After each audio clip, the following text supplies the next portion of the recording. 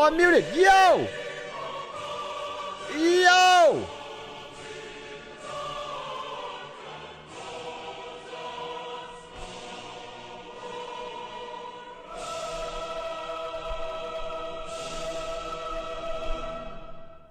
Damn, that's insane.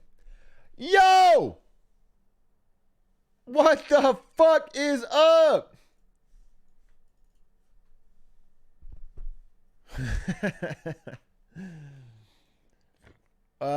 Hey, whoa, thank you for these fucking resubs. 7 colored fish with the 18 months. New badge, by the way. 7 colored fish. Sorry, thank you. Blaze Syrup, thank you for the 2 months. Arrow Blasphemy, thank you for the 10. How y'all doing? Only fucking 1 day until Elden Ring? I'm getting chills. We gotta look at the reviews. Holy fuck, we gotta look at the reviews today. This will be terrible for the Elden Ring economy. Will it?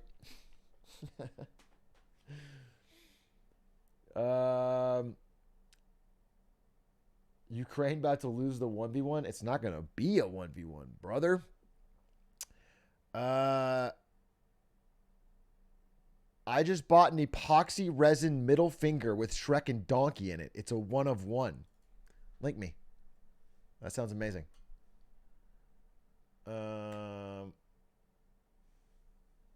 Talking about playing Inscription. Bro, you go and get conscripted. It's a good one, unless it happens. I'm far too old to be drafted. I'm fine. They won't get me.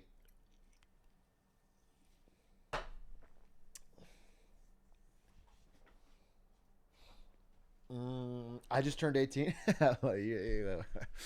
Welcome, Private. Staminoka. Thank you for the 12 months. Much appreciated. 1 year, baby. Penguin Live, thank you for the 3. OP Project, thank you for the prime. We are going to play Inscription today. It's on the docket. Inscription, for sure. I want to talk about a bunch of stuff, though. How will the socioeconomic climate affect Lord's next album? How will it affect Kanye's album? I hope it makes it better. Because I did that listening party, and it was mid to bad, especially his parts. He always gets good features. Bro, he's completely lost. It sucks because, bro, I've been watching the documentary, the Kanye documentary on Netflix. Reminds me how much I love early Kanye. And then this album, I swear. Oh my God, dude.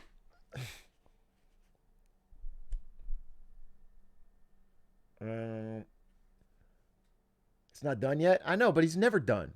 Has anyone noticed a pattern about his albums lately? Where he talks about how not done they are? Fucking even after they release.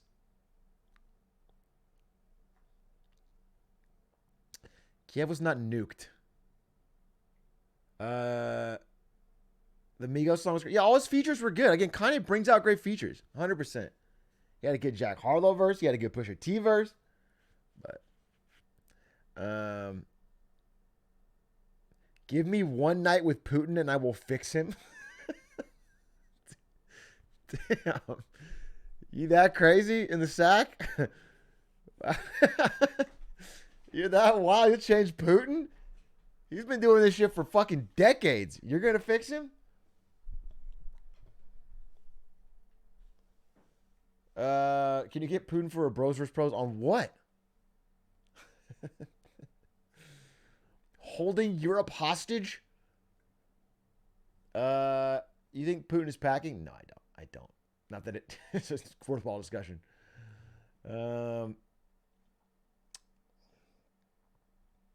Is there a good like Ukraine update stream? I gotta know.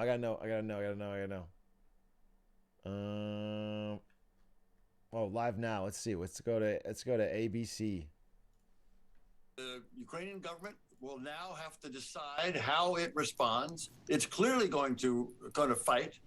The Ukrainian military is prepared for this. It's not a match. It is clearly not a match for the Russian military, but the Ukrainian military will. You can do it, Ukrainian a very military. high price. There will be Russian soldiers who will be killed if they come across the border, if they follow up these missile attacks or artillery attacks or aerial bombardments, which must be going on right now. If they follow those up with attacks across the border by infantry or artillery or tanks, they will pay the price. So the Ukrainian military will fight hard. You mentioned that the U.S. military is helping with weapons, ammo, equipment. Is there any point of escalation where that might also include U.S. troops? So far, no indication at all of U.S. troops. The Ukrainians have not asked for U.S. troops, and President Biden has been very clear that he doesn't have the intent to send U.S. troops into Ukraine. Bro, I can't. You know, I feel like it's going to be a bad midterm for old Democrats. It's going to be a tough one. Inflation plus, you know, I mean, let alone whether or not they send troops. That's going to be a tough one. It's going to be a tough one. It's not going to be good. I don't really understand the reasoning for Russia invading. I've read a lot about it, and there's a lot of theories. I mean, I think in general the timing is more. I mean, they've always thought it was their territory, but I think it's more the timing is that he sort of senses an opportunity. There's no real clear united opposition between America and Europe, and also Russia supplies like all of the natural gas to Europe right now, which they all desperately need. So he's in a good bargaining position. I mean, it's not like the particular territory he's fighting for is that compelling. It's more like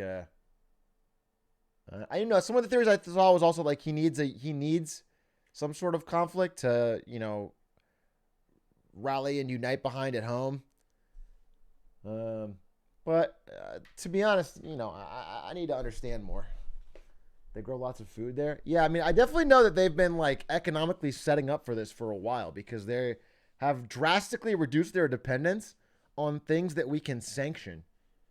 So, you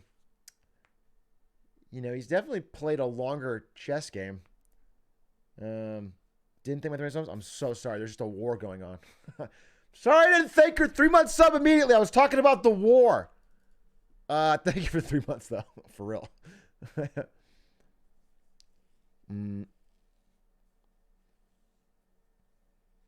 Kerouac, thank you for the 27 months. Laura Twitch, thank you for the 3 months. Zombie, thank you for the 12. Koopa Loop, thank you for the 12.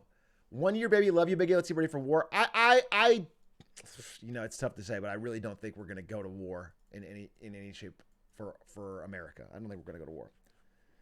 I think we might sell a bunch of guns to Germany if they try to militarize. I don't think we're gonna. I don't think our troops are gonna go to war. I think that's very unlikely.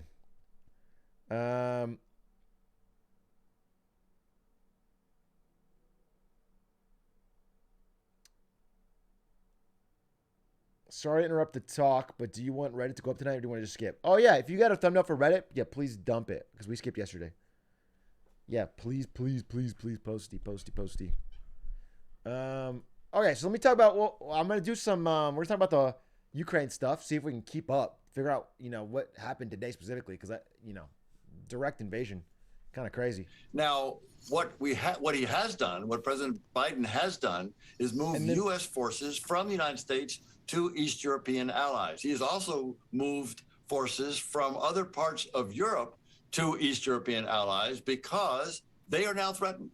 So Poland is Air now Force threatened. Base, Romania where I used to live.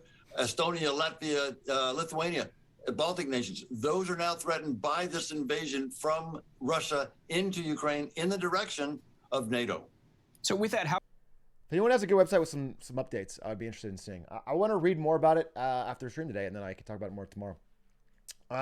I also want to talk about Elden Ring. I know it seems like a tonal shift, but you know, at the end of the day, we got to talk about Elden Ring, bro. Reviews are coming in and they are hot. They are spicy. And I'm going to be spending a month playing it seems like. So I got to talk about that. What is this? Explosion in Kiev. Let me see this.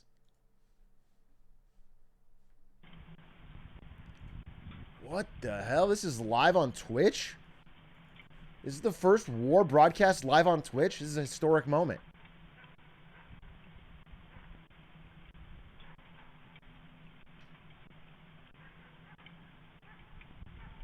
It's not a clip, though.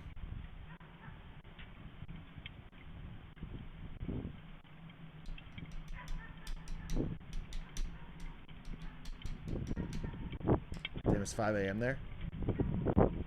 What's up to all my Ukrainian viewers who have terrible sleep schedules? Top right? I'm not seeing. I mean, someone need to find a clip.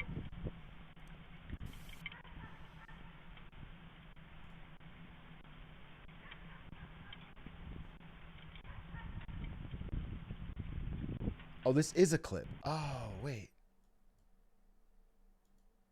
Oh, I thought this was live, so I wasn't even looking at it, to be quite honest. Let's look at it again. Wait. Watch the top right.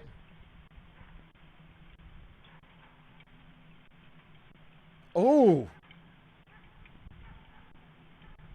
Holy shit. Where is Kharkiv on the map?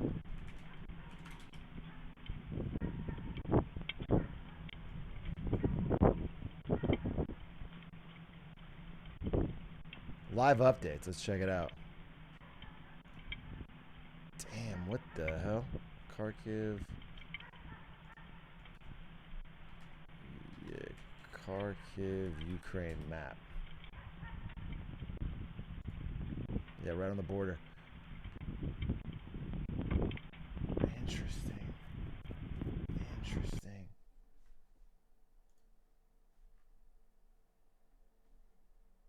Steady stream of loud explosions out of Kharkiv.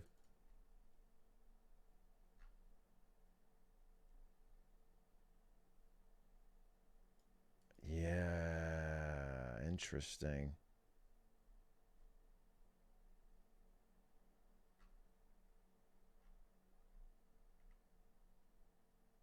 The UN Secretary General told him to stop attacking Ukraine and give peace a chance 1 hour and 3 minutes ago. That didn't work?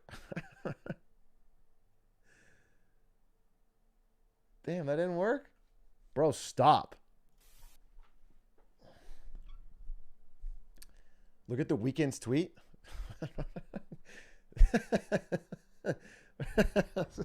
This feels very Ja Rule, dude. What?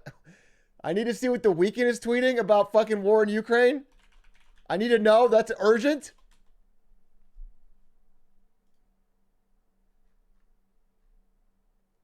Bro, he tweeted. Okay.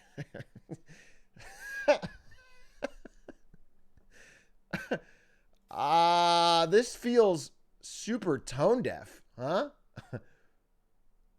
Just in light of what's happening. Unless he's a real fucking fan of Russian military expansion.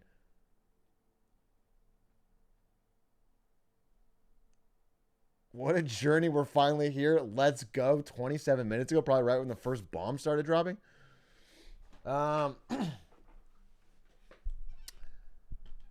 Is this about an album? I assume it's about something. Yeah, the responses are like...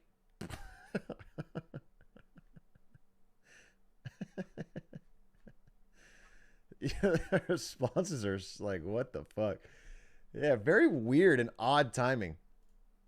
No, obviously it's not about the war. The Weeknd did not tweet "Let's go" about Ukraine being invaded. But I don't know what he's fucking watching. It's like 8 at night at PST. He's hyped for Elden Ring. Well, then why wouldn't he tweet on Friday?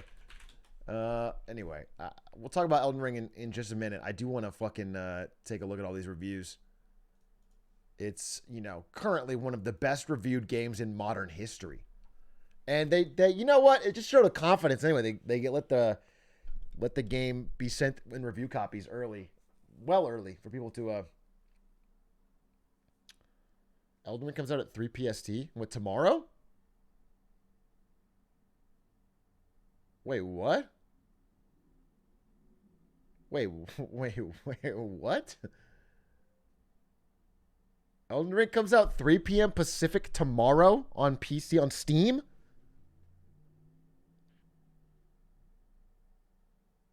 Holy shit.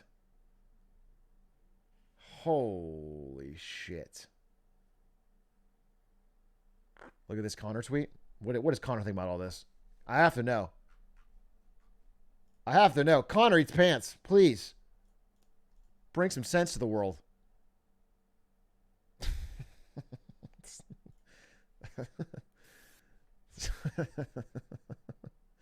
That's not. This is about the new Fairly Odd Parents sequel. That's not. Obviously, this is not. In these trying times. In these trying times, Connor eats pants. What are you doing to me?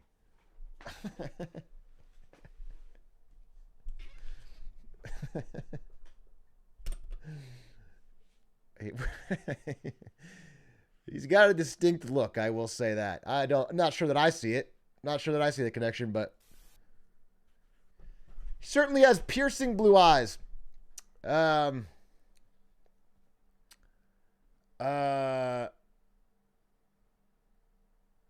What is this? What is this?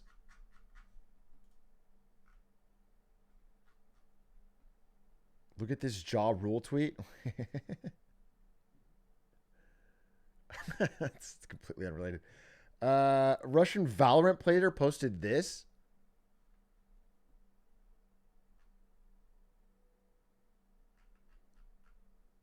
Is he Russian? What is this? No way that's real in our times. I don't know what to say.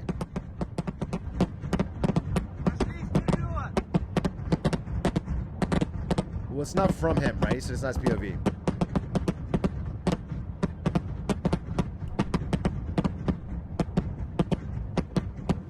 What am I looking at? Is it gunfire or explosions? Artillery?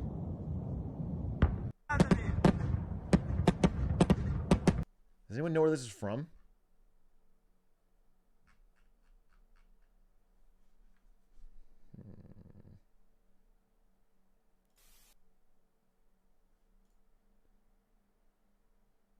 Simple said his town is under attack. Isn't Simple Ukrainian? Holy shit. Let me see what he's saying. My city is shelled R fuck in. Right fucking now. I don't know what this says. I'm tired of these news. Jesus. This is crazy.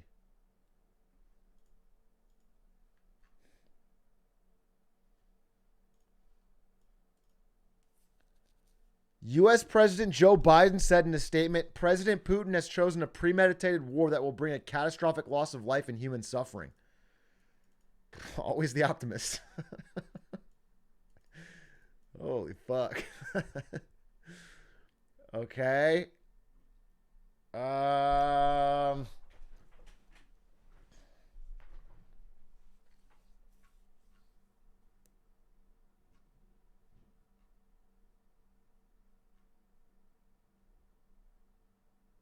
The United States and its allies and its partners will respond in a united and decisive way. The world will hold Russia accountable. I guess that remains to be seen. I know they have like a G7 meeting tomorrow.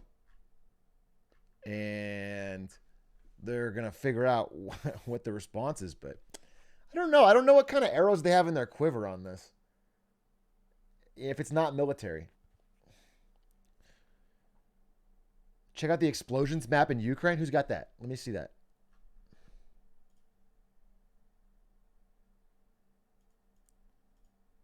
Ukraine monitor. Let's see. What is this? Oh, shit. Look at this. These are verified. Oh, wait. Oh, my God. This is like fucking... This is For military's better than satellites. Look, you can see artillery being pulled. Someone tweeted train transporting Russian military equipment. You can track fucking army movements with this. This is kind of like IRL drama if you think about it. Quack.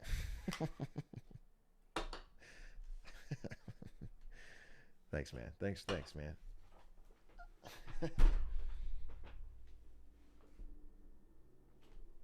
If I could cut your pay any lower.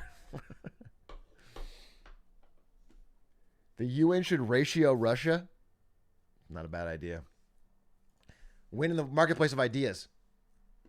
Can we gamble our points in this? No, we cannot gamble our points on war in Ukraine. It's already happening. I want to know. Can you show me? I want to know about the strangers like me. Let's see what this is. Damn, this is just wild. He's really out here doing it. Does Ukraine have a subreddit? Probably, but I don't think we should. Oh, more fucking explosions. Wait, what the hell?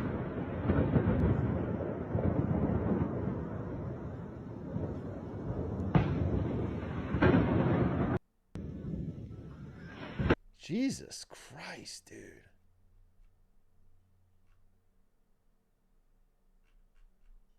Looks like scenes from a game. Crying, smiling face with the fucking... People have lost the ability to fucking view the world in a fucking legitimate way. It's like bombs from video games. It's like a kill streak in COD.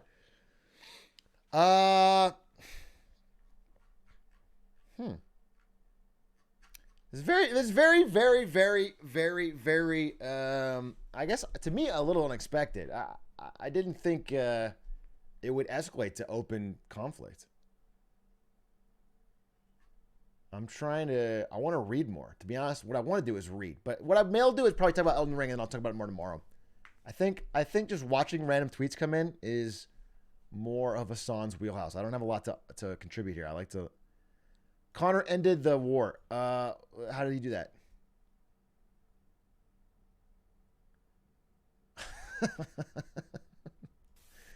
No, I saw this already. This was 2 days ago. Connor started the war. Bro, this was 2 days ago and fucking it was de-escalating. And then Connor fucking turned into a hot war.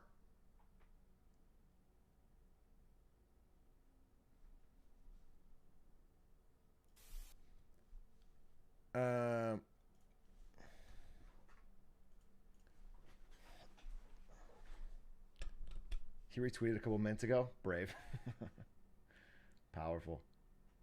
Connor will start and end this war. Russia's got a naval landing. What I want to know, what I think is the most important piece of information is where they stop. You know, because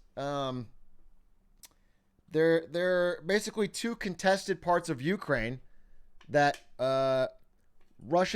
Ukrainian separatists already control, that Russia is moving into. But I think they are trying to get the entire regions. And then if they go past those regions, then they're going for all of Ukraine.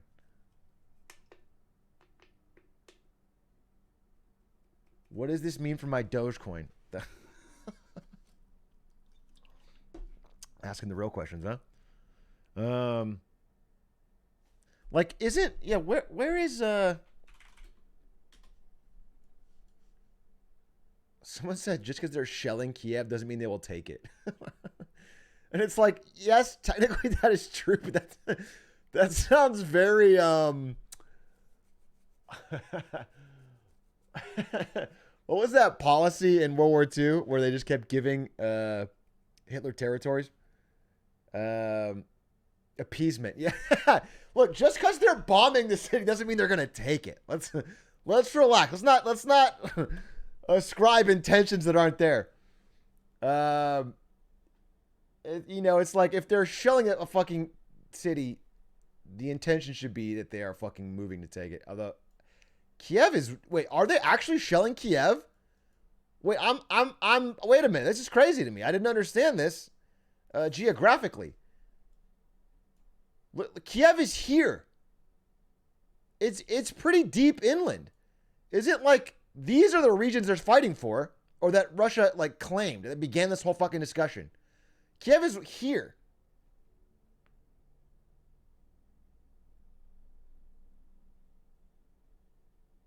They're long-range missiles from Belarus? Okay. Jesus.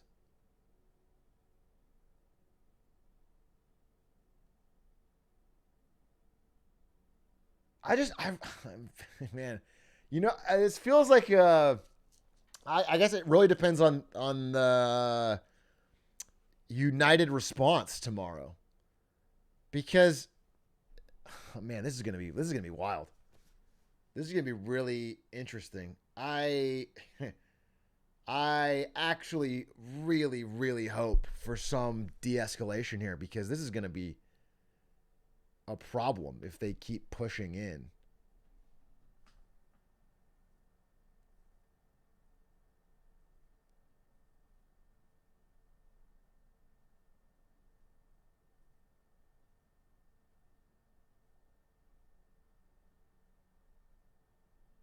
If I get called to draft, catch me reporting to prison. I don't think, again, I think extremely unlikely we have a U.S. draft over a war in okay, here's what my honest concern is.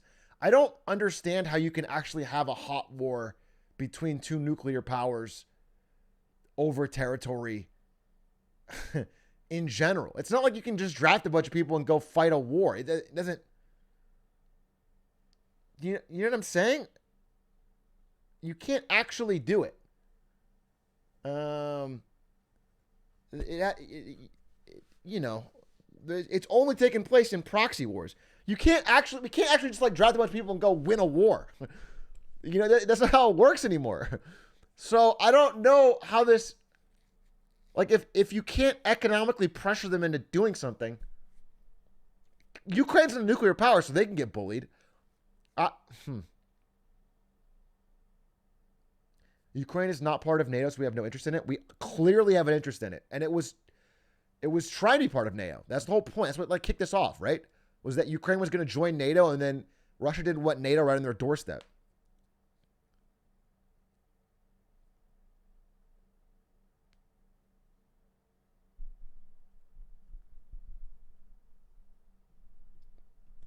I'll say it. War is cringe. That's brave.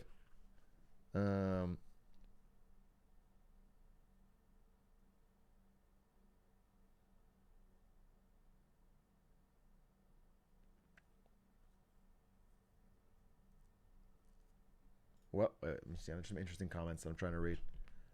I'm dumb. Why does Russia want Ukraine? I think there is a vast number of reasons, interconnected, intertwined. I think it would be different, because I don't think the actual territory they would acquire is that valuable. But I think from what I read, there is many benefits to, first of all, having an enemy, having a conflict.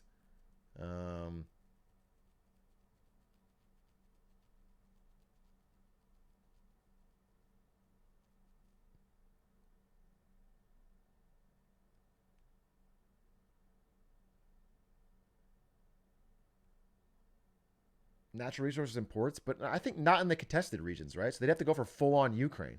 It's gonna be crazy if it's. I don't know. As Putin said, where this fucking stops, like what parts he's actually fucking fighting for.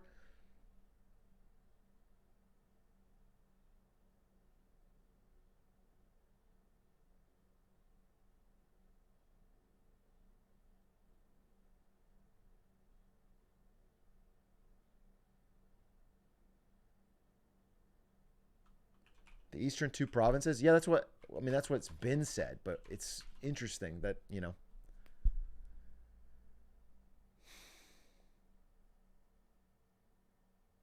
Ataru got mega info. Drop it, Ataru. I'm interested in seeing. So there's a guy I like to. Let me log out of this.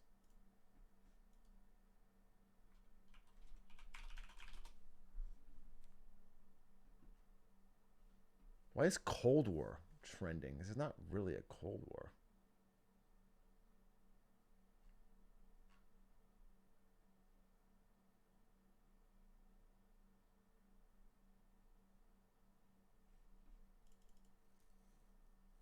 This is currently a hot war.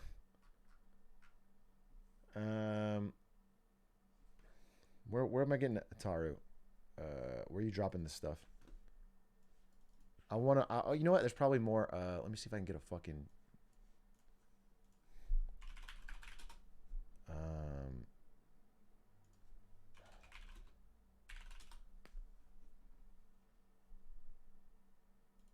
Year when we saw gas prices going up, how much of an effect that will have for the average person going to fill up at the tank, not very clear at this point. And ultimately, this is a global market, so when there are big shocks and big disruptions like this, it does trickle down to the consumer, you and me here at home. Andrew. Elizabeth Schulze there in Washington, D.C. Thank you. Let's turn now to ABC News contributor. Okay, what I really don't want, though, is for... This is exactly what I've been talking about. It's a very convenient explanation for rampantly rising inflation to blame it on this conflict in Europe. This chart does not bear that out. This shit has been rising steadily, full stop, high speed.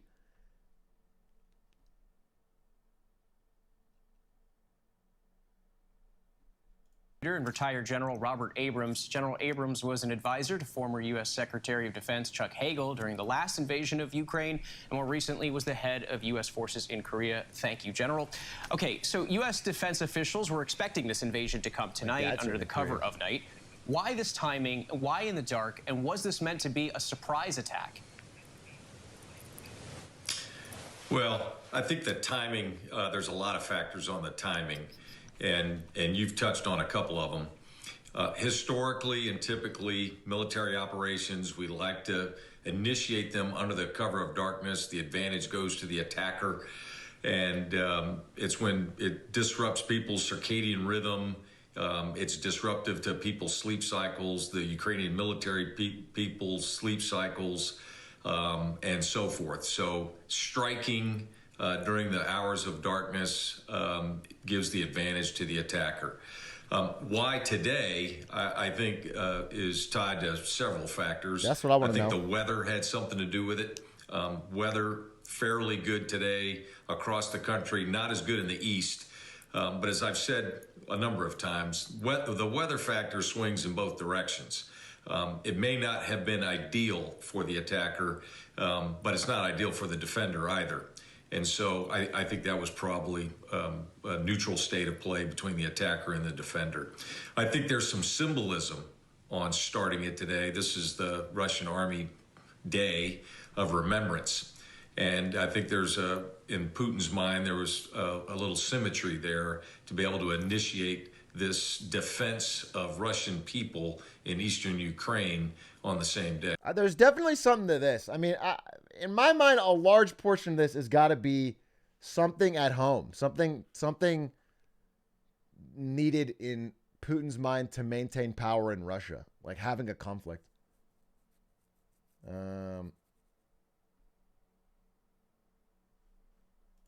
So I think many of those things played into his decision to launch his attack today. What do you expect the Russian military forces to do in the coming hours? It's just after 6 a.m. in Ukraine. What could morning look like? Is everything okay at home, Putin? Look, I think we need to pay attention to what Putin said.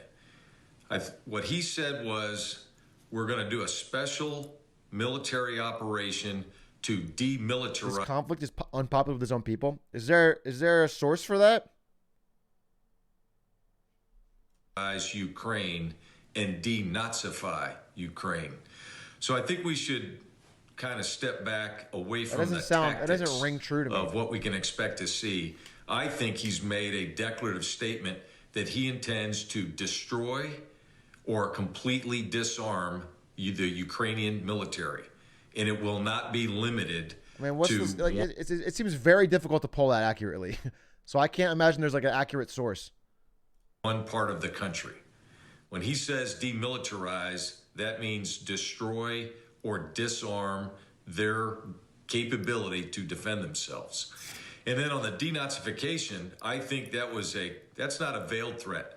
That is a clear, unambiguous threat to the leadership, the elected governmental officials of Ukraine, that he intends to replace them. What we should be asking is, if Putin and Russia is successful, how does this end? What does he? That's exactly okay. This guy's actually asking the questions I want to ask. I don't understand how this de-escalates in a good way. That's why I'm getting a little. I'm just trying to figure it out. How does he put his own government, somebody who is sympathetic? Like, no, it's very, it's just, it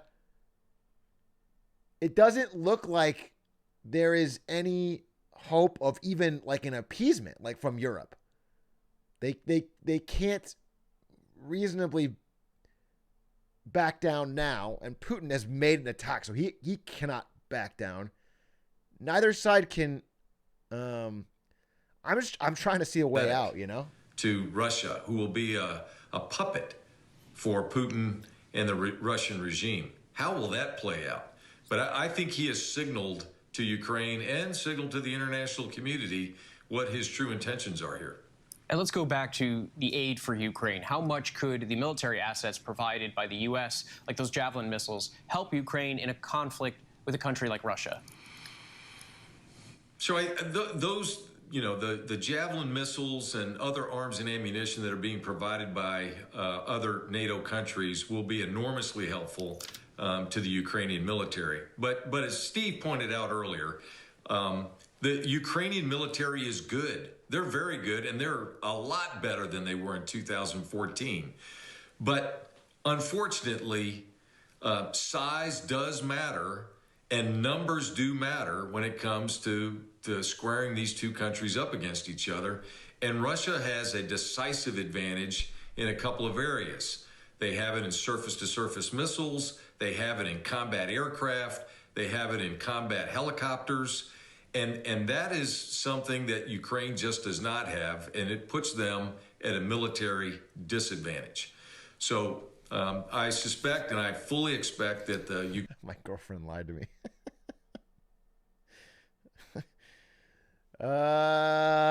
Bit of a bummer.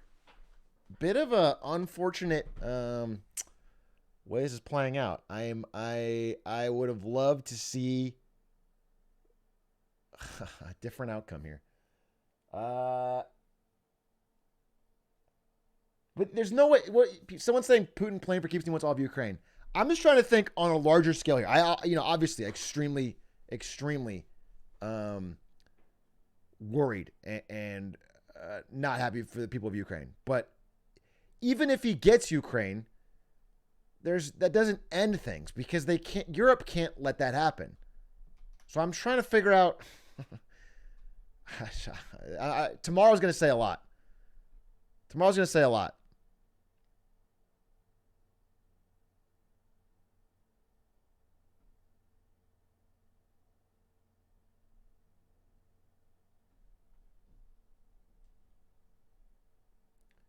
Appeasement solves all global conflicts.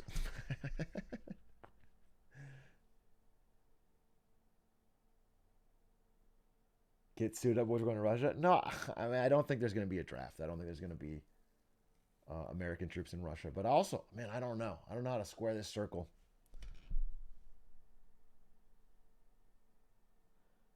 Where's Neville Chamberlain when you need him?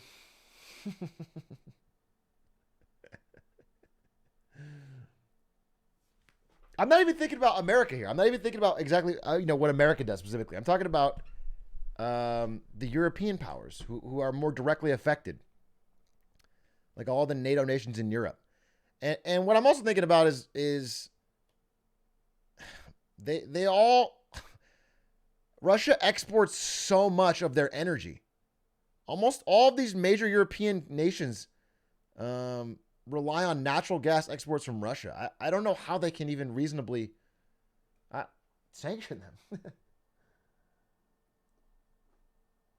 Just fucking nuke Russia. That is the worst take in chat. Please don't run for office. That is the worst take. That is the easiest way for us all to become ash.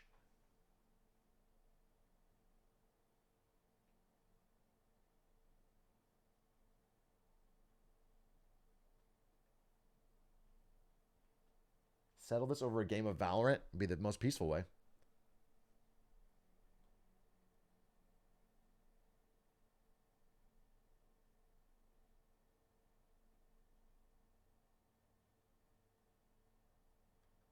The Rock needs to drop a single to song. Is that what you said? The Rock needs to do their song? We did have peace when The Rock last rapped.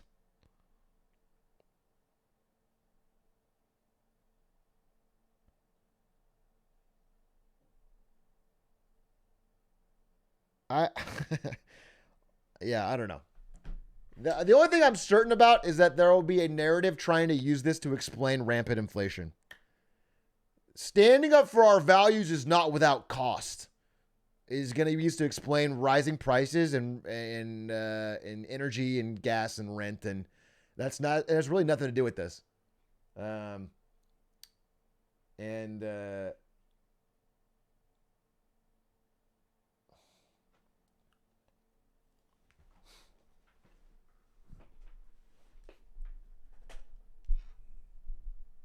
Can I use this excuse to do my term project tomorrow? It depends on your teacher, I guess.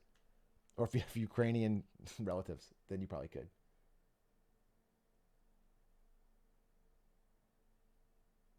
The Ukrainian Russia fee on bills. Market's about to get shredded tomorrow. Market got shredded today. Bro, market was a bloodbath today. If anything, it was the best I think the market knew better than fucking the generals.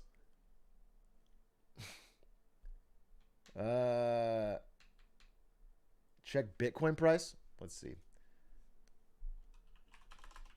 As a digital gold that Bitcoin assuredly is, in times of great risk and inflation, it should be rocketing. When I open this price, it should be to the moon. Oh. Interesting. Interesting. Interesting.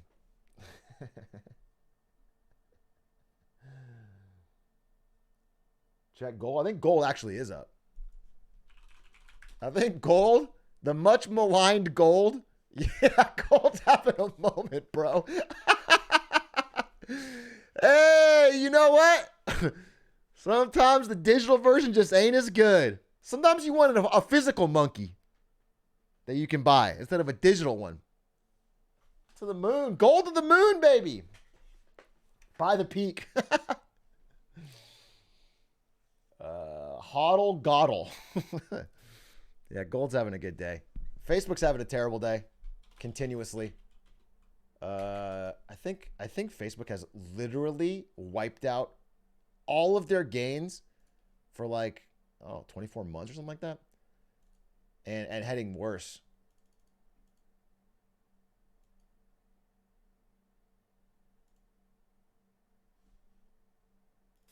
Look at that, dude. That is a rampant. Dude, somebody bought on September 10th. Somebody bought.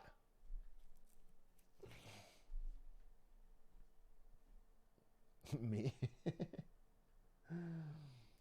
Almost everything's down though. All tech, all growth.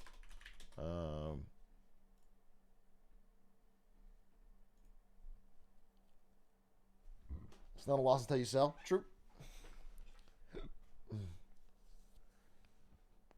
My parents are invested in Facebook and are not happy. Tell Putin, maybe he'll stop. Tell Putin your parents are invested in Facebook. And they're not happy about the situation. What's Tesla at? I don't like talking about Tesla. I actually hadn't checked this. Not great. 5 years probably fine though. I mean, everyone who wasn't smoking absolute crack rock knew that this area was absurd. Absurd, dude. Maybe this is the year.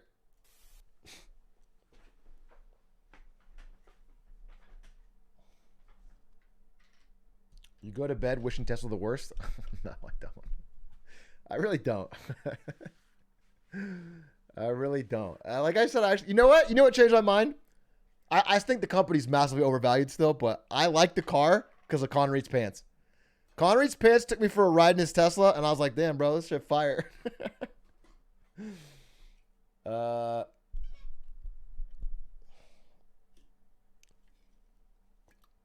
It changes my thoughts on the stock 0%. I still think it's fucking... There's just no reason for it to be worth more than every other car company combined. It's ludicrous. Although I'm not sure it still is at this fucking rate of precipitous decline. Gifties? Holy shit, thank you. Thank you for the gifties. Twist. Big Time Rush, thank you for the 9 months. Bulbo, thank you for the 3 months. NY Bud. Twist, thank you for the 10 gifted. Broskers, thank you for the prime. Alex Set Go, thank you for the 4 months. Dairy Pineapple, thank you for the 3. More importantly, Mr. NVIDIA, when's GeForce Now going to support widescreen? That's probably not more importantly, but I'm sure that's something you could find out with a quick Google search. Inscription time? No, we'll do inscription probably at 10. I'll talk about Elden Ring pretty soon. I'm gonna do a little more Ukraine, probably 10 more minutes of Ukraine and like stock discussion in general. I want to talk about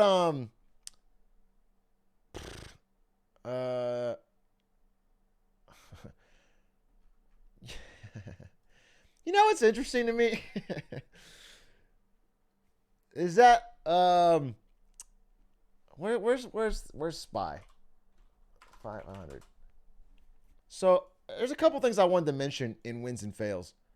But I'm not going to do a full wins and fails because I don't know. It feels odd. I'm just going to talk about a couple things that I want to bring up that are on my mind. Okay? So give me 1 second. Let me just pull up a couple things I want to share. Is this? Oh, I'm in an incognito tab. That's why.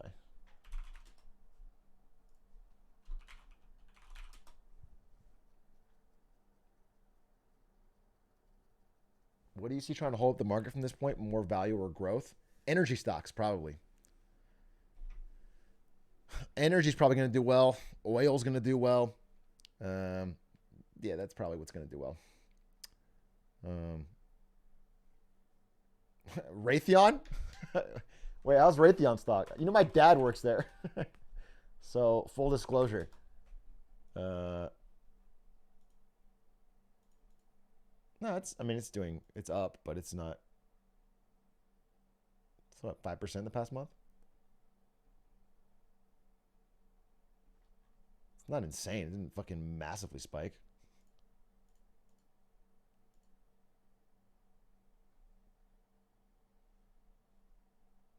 It's basically where it was February of last year. I'll serve crack before I serve this country.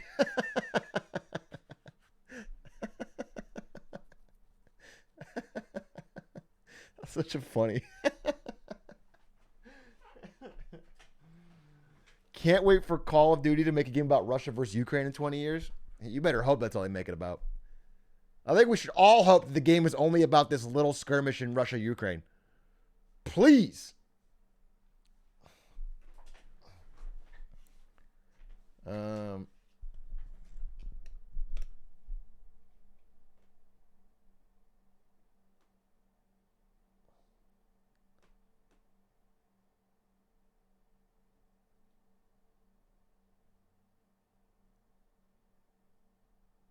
How bad could this get? I mean, this could get really bad. We don't really know. Tomorrow's going to tell a lot. I think I want to talk about this more tomorrow, but I also have to play Elden Ring apparently because it comes out at 3 p.m. I can't believe Elden Ring comes out tomorrow at 3 p.m. I'm actually, it's throwing everything off. It's throwing everything off for me.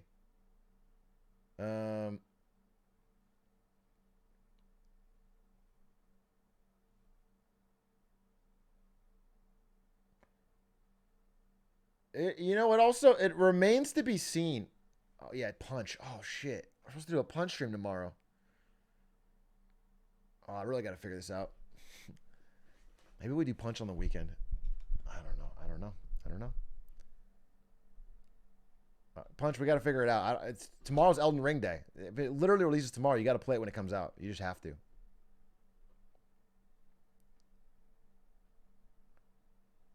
Oh, yeah. Let's see. Let's check this out. So let me see. What do I got here? I got here's what will happen. So as I'm sure you've heard, on the 21st of February 2020. Okay, this just happened. Let's watch this video real quick.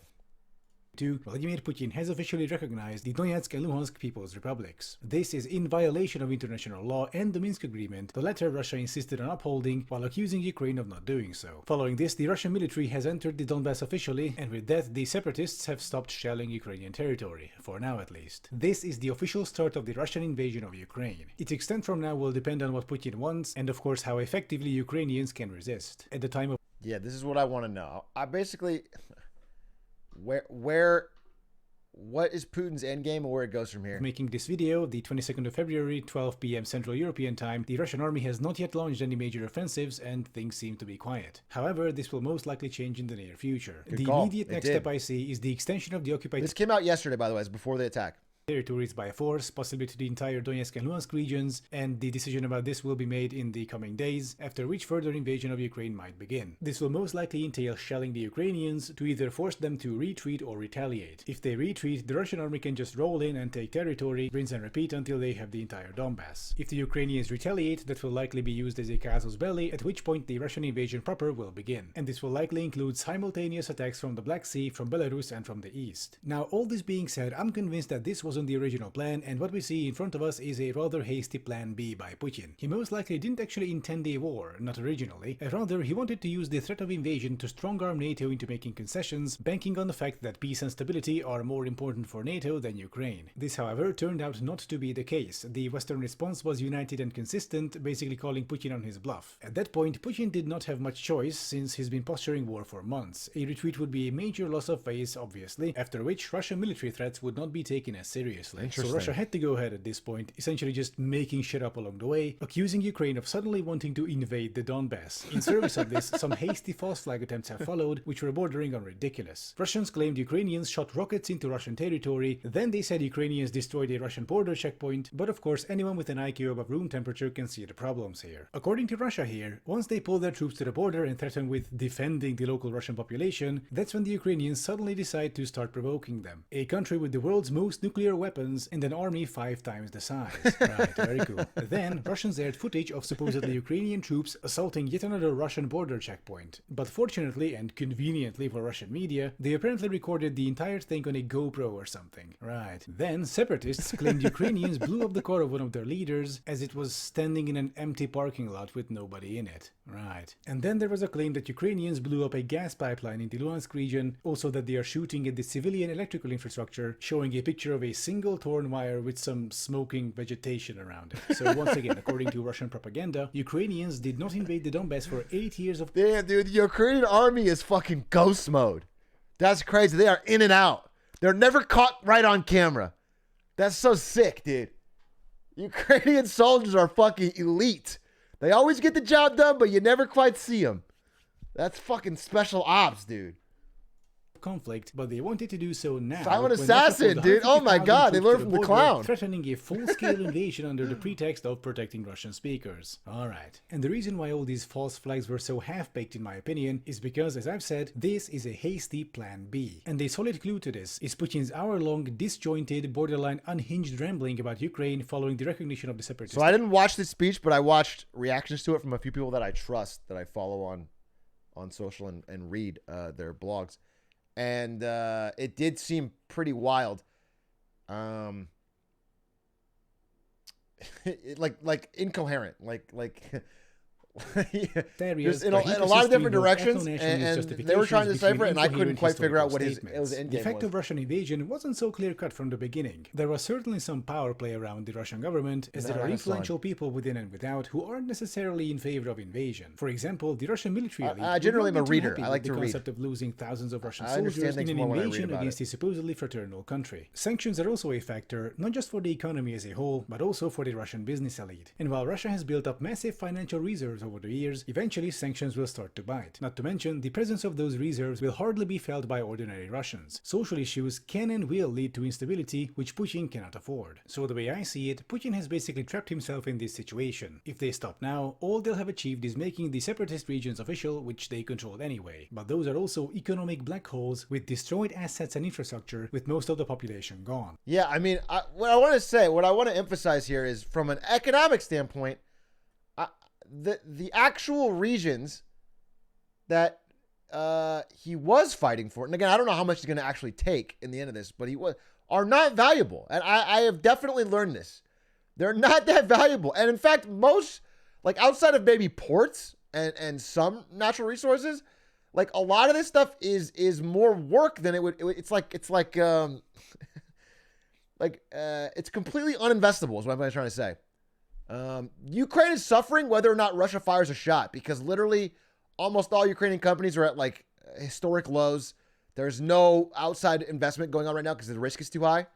And for this they get sanctioned and turned into international pariahs, not to mention Nord Stream 2, which is now suspended indefinitely. And Putin can't really backpedal at this point. This was his Rubicon and he crossed it, alia jagda est, as they say. At this point, the only potentially beneficial choice for Putin is to press on and try to achieve his strategic goals within Ukraine. This includes the land bridge to Crimea, severing Ukraine from the Black Sea, and, as a worst-case scenario, annexing the entire country up to the Carpathians. But these options also present their unique problems for Russia. Ukraine is currently experiencing warmer, wet weather, meaning the ground couldn't freeze enough to allow quick passage for armored vehicles, and the north and east of the country during the thaw are practically quagmires. This negates the possibility of a blitzkrieg. Damn, what if Russia got reverse Russia'd? In all of history, people have invaded Russia, and then the weather's gotten shitty and everything's gotten stuck. What if Russia does that, finally experiences the other side of that? Holy shit. Meaning the defenders can better prepare and potentially do more damage to the Russian army struggling in the mud. Also, as a rule of thumb, attackers tend to lose more troops and equipment than defenders. Western-provided weaponry is also a major problem. Ukraine now has all sorts of advanced hardware which can do serious damage to Russian hardware. So even though the Russian army is larger and more powerful, the unfavorable terrain, the defender's edge, plus Western weapons, risk inflicting heavy casualties on troops whose morale is not that high to begin with. This is not Crimea. It won't be a short, bloodless campaign followed by celebrations. It'll be a long, bloody conflict leaving thousands dead, waged against a fraternal people in service of the Russian elite's interests. Russian soldiers stationed in Ukraine are treated rather badly to begin with. The Moscow Times describing it as nightmare conditions. And these Russian soldiers are facing motivated defenders with high morale, hell-bent on protecting their home from invasion. So is that true, though? That's the part I'm not sure about, especially from what we're seeing from this first night. Is Ukraine actually staffed with a military of well-trained, high-morale defenders, or are they kind of crumbling? I'm not... I don't think that part is true. I guess it remains to be seen. Yeah, I guess we're at the very early stages, right? But... This would also be Russia's first large army logistical undertaking since 1945 against a modern mechanized military, which is also a first. If they fuck up at any point, or if Ukrainians manage to sabotage their supply chains enough, things can go downhill for the Russian army rather fast. So as you can see, things aren't so straightforward for Putin as one would think. In fact, a worst case scenario would be that US sold them weapons and taught them how to use them? Bro. Come on. We just had Afghanistan. You have no, I know, but come on. We have plenty of examples of that never ever working. Ever. Like it just doesn't work. It always goes poorly. You give them weapons, you teach them how to use them, and then they crumble whenever it doesn't.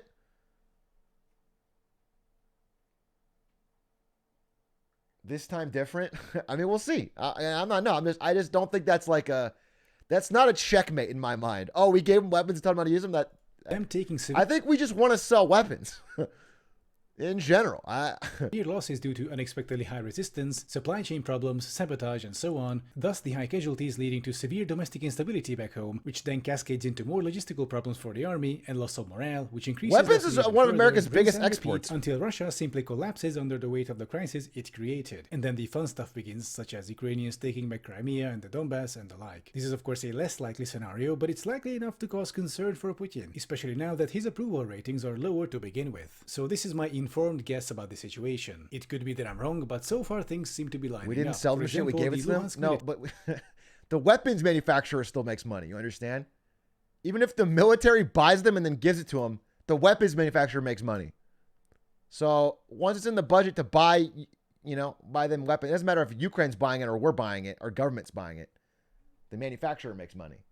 That's what I'm talking about. Militants declared today that as far as they're concerned, the entire U.S. military does Luhansk not region make belongs the to them. weapon. And of course they called It on the buys the Ukrainian weapon. army to pull back. So yeah, pays in for the it. meantime, don't forget to like and subscribe, and I'll be seeing you next time. That was an interesting video. Thank you for sending that. I hope that we could get a follow-up from him tomorrow. Okay, you know what? I can't talk about this too much more because I just want to do more research. And guess what? Turns out the best place to learn about something is not on stream. Live on stream. I would like to, I want to read some more.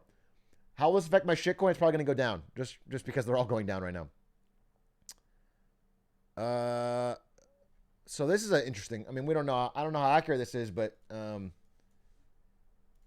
1 hour and 22 minutes, Russia disables the entire Ukrainian military.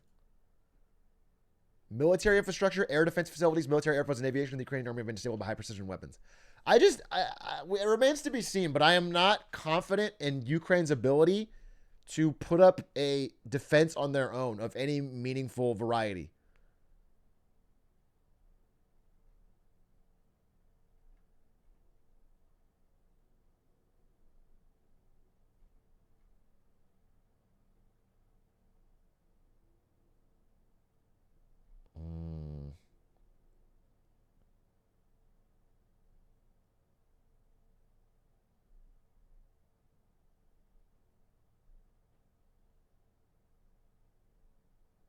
Interesting.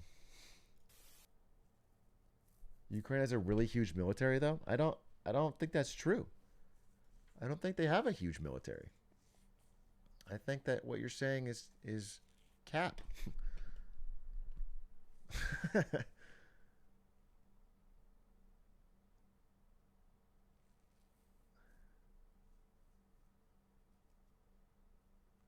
And also, like, raw size is not necessarily the most important factor. Do you think this could devolve into NOM 2 for the U.S.? I think that is unlikely. Yeah, I think that's unlikely. Sent you a link on Ukraine's military. Let's see. Where'd you send it to me?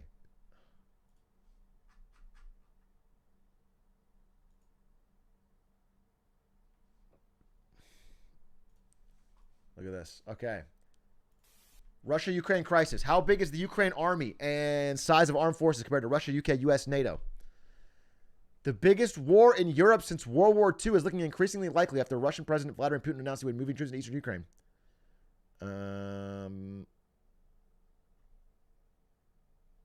Ukraine has 200,000 active military personnel.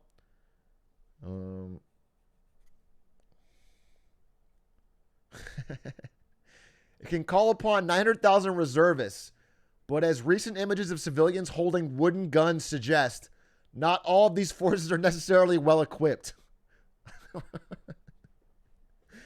Yeah, I'm not so sure that the wooden gun brigade is going to be able to turn back the Russian military.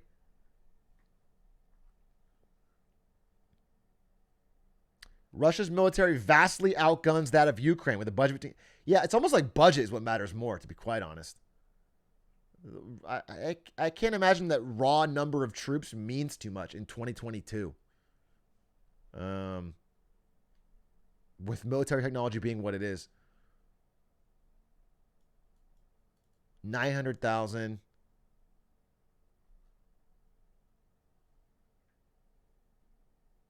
That's crazy. Money wins wars.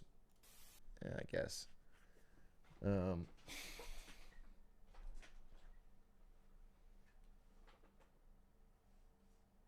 Ukraine needs to go fire lancers fast.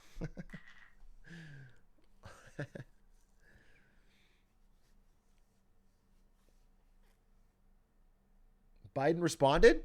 We got a new Biden quote? Where? Biden. 8 minutes ago? This is the same. The line Biden won't cross on Ukraine.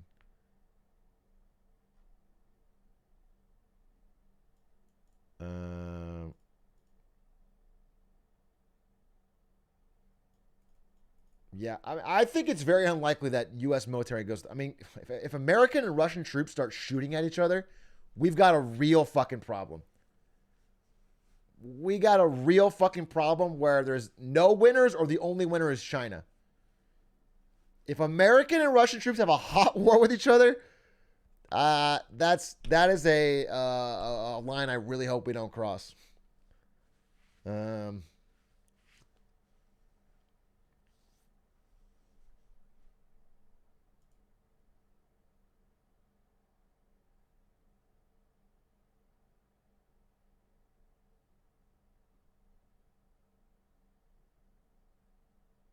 What is this link? Let's see.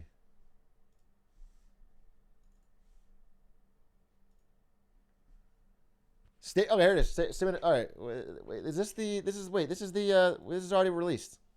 I already read this. We read this. I'm going to show you what he says. This is a statement by President Biden. The world will hold Russia accountable. The United States now is responding in a united and decisive way. This is what I'm talking about. That's what I've been talking about all day. So they're gonna meet with G7 counterparts in the morning. So that's tomorrow, and then we're gonna see what the consequences are. This is the big thing. Tomorrow's like the big deal. What the fuck they decide to do in response to this? But yeah, this has already been around.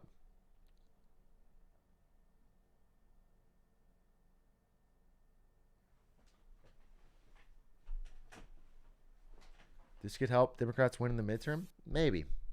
I mean,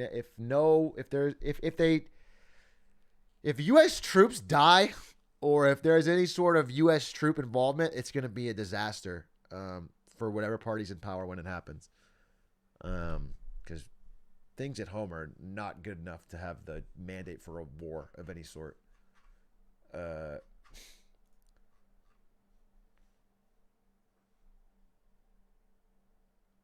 Why are you thinking about the midterm? It's important to think about that stuff.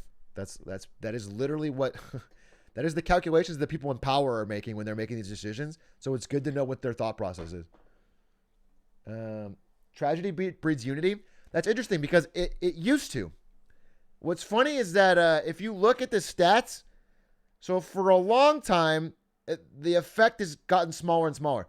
So like if you look at something like, for example, 9/11. When 9/11 happened, the entire country united. It was like a 95% approval rating of Bush when it happened. The entire country rallied behind it. For every subsequent like major tragedy, that the effect of both sides coming together has been less and less and less. So by now, I think a tragedy around whatever happens in Ukraine, I think it's very unlikely for everyone to rally. I don't think the Republicans are going to rally behind Biden. I think the effect is almost nullified at this point. If anything, it's gotten better at using to divide. So,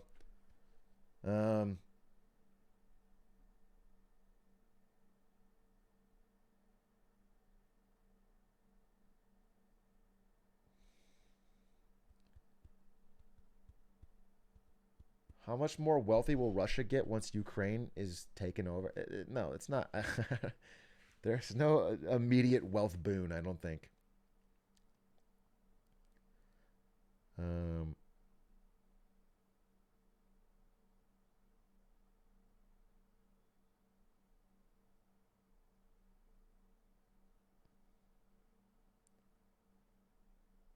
Yeah, this is not Civ. Yeah, I mean, this is going to be costly because they're going to face some sort of economic sanctions. Occupying a country is extremely expensive. There's no way this is like profitable in any near-term capacity. They should fight a war in the metaverse. It'd be great for Metastock. It'd be excellent for Zuckerberg. We need some stands. Dude, stands? Can someone please airdrop stands into Ukraine and he could talk it out? He might be the only person on earth who could talk this out.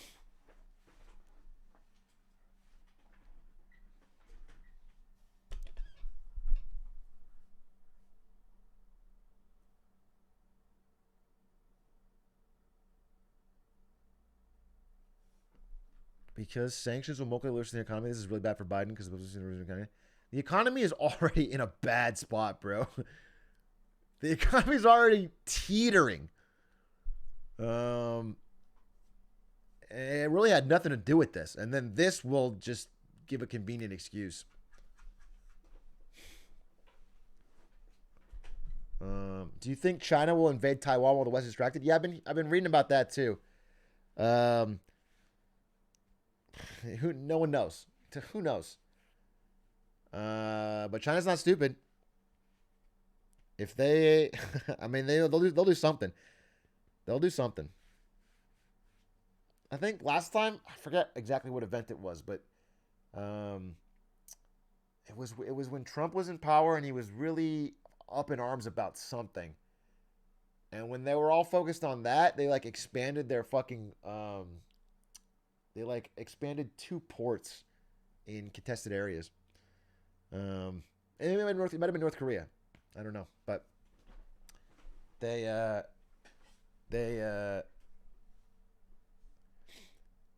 do you think insider trading will decrease the fight for power? What does that mean?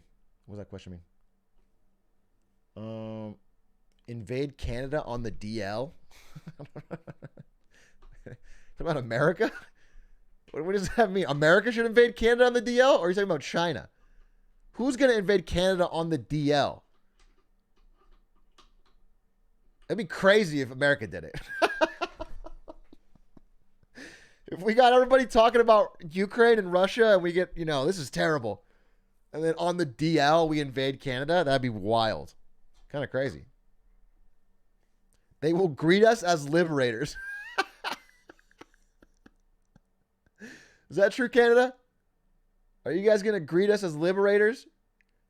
I know. I mean, it's like you guys are all in igloos, right? Yep. Okay, great.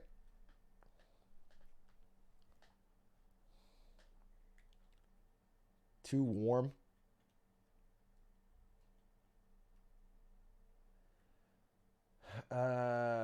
My moose won't enjoy all the guns. All right, we'll cancel it. I don't want to spook the moose. If your moose will not enjoy all of our guns, then we'll hold off for now.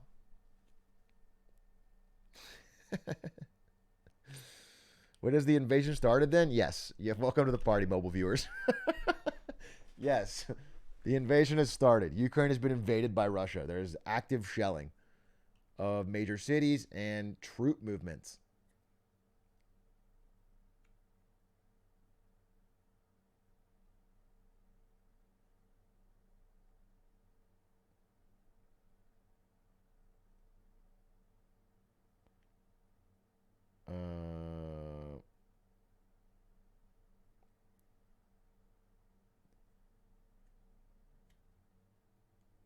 North Korea feeling ignored.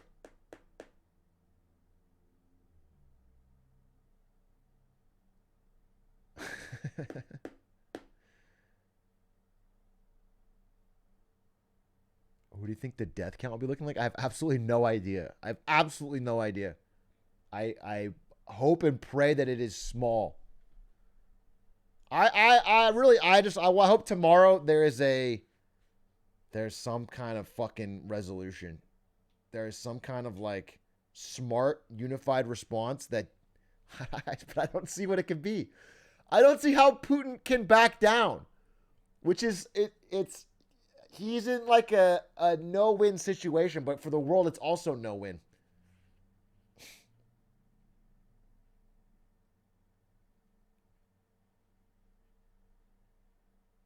Get Putin a Pepsi. Maybe that's it. If we can get Kendall Jenner out there with a Pepsi.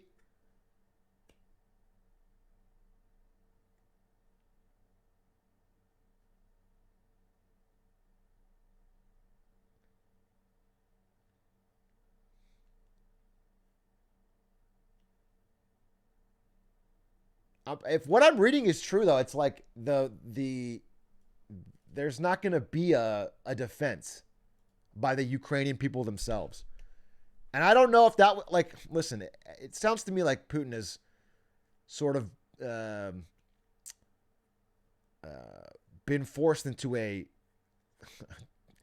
dangerous and costly and probably not strategic hot war that I don't think is good for Russia. But I think we all probably, or at least the Western allies, probably counted on Ukraine being more of a having more of a defense, turning in more of a slog for Russia. And if what it's looking like, it's not, it's just a fucking sweep.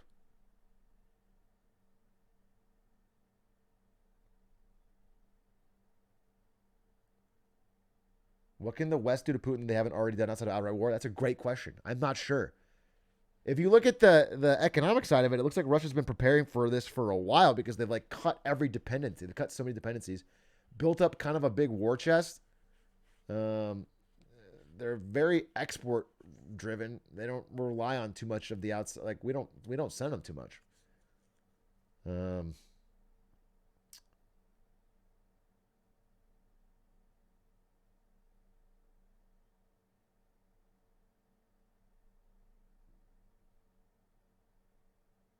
Yeah, economic sanctions, like because China's not going to join us in the economic sanctions. If America and China were tight like that, and they joined us in the sanctions, then we'd have something to talk about. But they're not gonna, and so Russia can just trade with China. And that being said, there is a negative effect to that. So I was reading even further into that, and it's like you know, when you say Russia trades with China, it still means like there's only one provider or one buyer, which usually means worse prices. You know, if you're exporting and only one country can buy, then they can sort of ask for it cheap, which has almost always happened. So it's good for China. China will get Russia's exports cheaply, but it's actually bad for the people of Russia.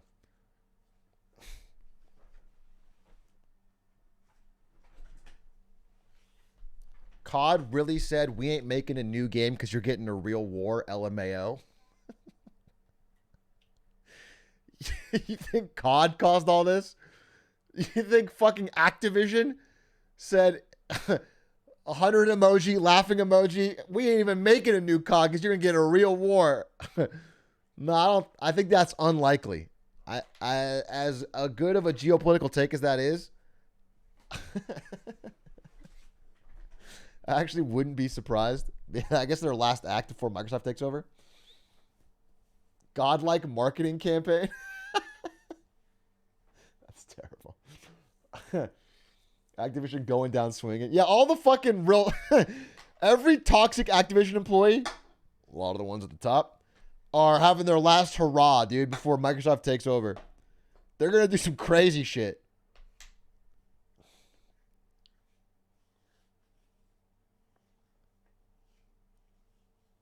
What does the war mean for S3K? We're going to airdrop Psychic. And he's going to sing,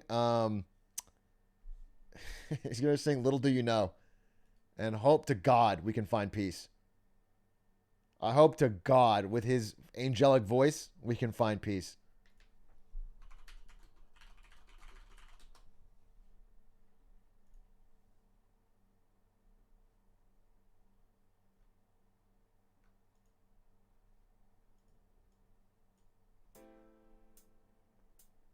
Little do you know how I'm breaking while you fall asleep.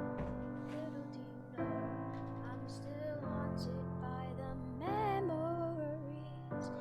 Little do you know I'm trying to pick myself up. You hear that, Putin?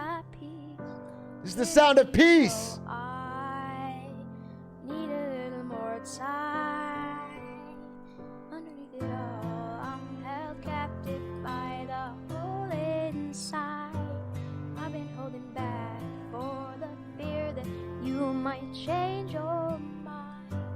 Ready to forgive you, but forgetting is a harder fight. Little do you know I need a little. Anyway, I don't think from everything that I'm reading and seeing that there's going to be U.S. troops in Ukraine. I don't think that's going to happen. They pulled them out in anticipation just to avoid any situation like that happening. Biden's been asked point blank and said no. That's not absolutely not. That's not on the table. This is a direct quote. And it would be so unpopular. And I actually read that. I read that book. Biden was opposed to the surge in Afghanistan. Like that. Remember when Obama did that troop surge? Biden was opposed to that. So I just think in general, I don't think he's going to be the type. But it doesn't mean that, that doesn't mean this is like, that's just America. What I want to see is what Europe does, because Europe is the most directly affected. That's really what I want to see. I want to see what like Germany, France, all like the NATO European nations. I wonder what their response is.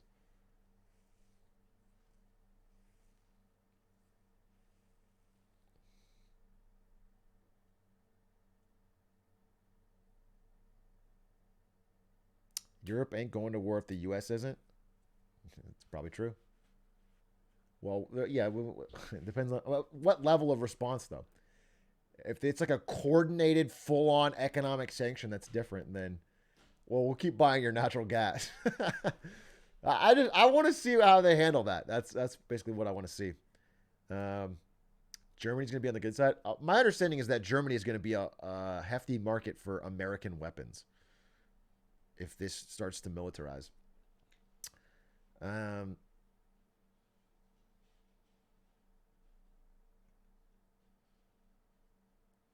We'll buy your gas, but we will not shake hands on it. The whole thing is just very interesting because, big nuclear powers should not have any conflicts at all, to be quite honest. There is no good way to do that. People dying between two powers that have access to nuclear weapons is not good. There is no positive ending to that. And people in power can't back down to their own people without losing power. People don't want to. It's very, very bad. No backseat gaming. Yeah, I'm sorry. I don't want to backseat Putin here, but this has gone poorly.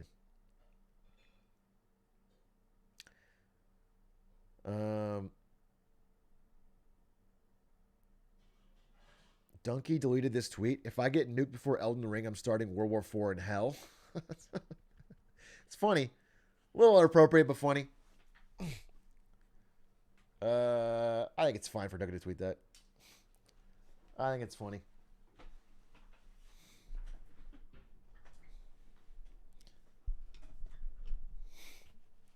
If it's funny, it's always good. If it's funny, it's fine.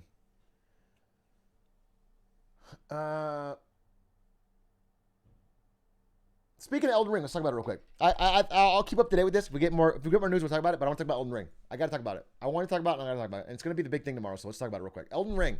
All right, if you guys don't know, Elden Ring coming out tomorrow. I'm sure there are a huge percentage of gamers who haven't read or heard one thing about Ukraine and only know about Elden Ring, and it's the biggest thing this week. So let's talk to them for a second.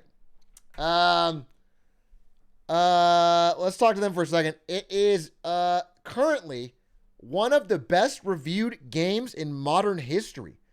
Almost every outlet that has taken a look at this independently has come back with a stunning review score.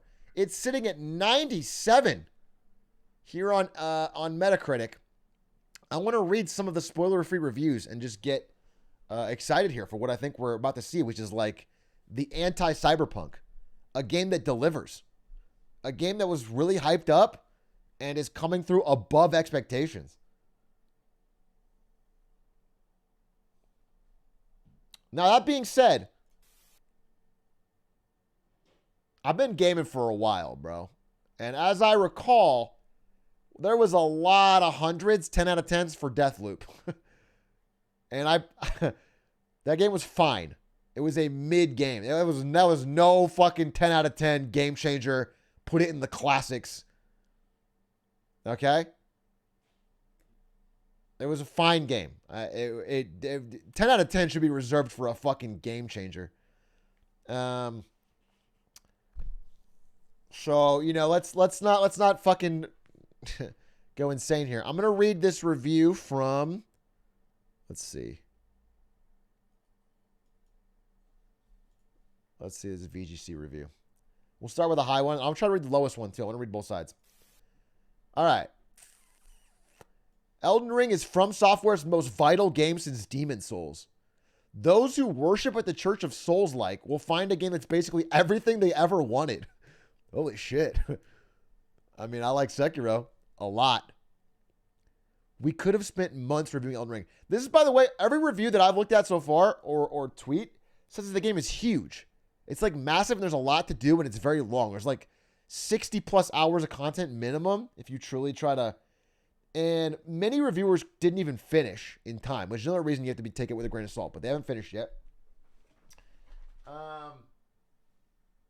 And that's a dope thing, but that's also why I don't think like the whole, like what some streamers are doing, like Ludwig and some other streamers are doing where they're going to play it entirely until they beat it. I'm not going to do that because I feel like if I do that, then I'll just try to beat it. You know what I'm saying? And not try to, I want to play. I'm going to play it for like, I think, weeks plus.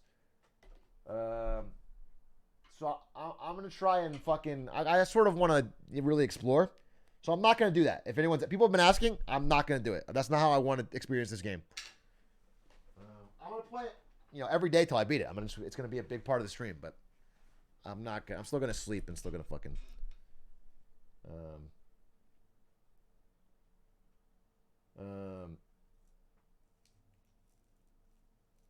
play Hollow Knight. I'll play it more than that because Hollow Knight I played a lot. I played over weeks. I played like only Tuesdays for a while. All right, let's see. Taking the Souls formula and applying it to an open world would be one thing. And frankly, if that's all Elden Ring was, it would probably be warmly received by fans.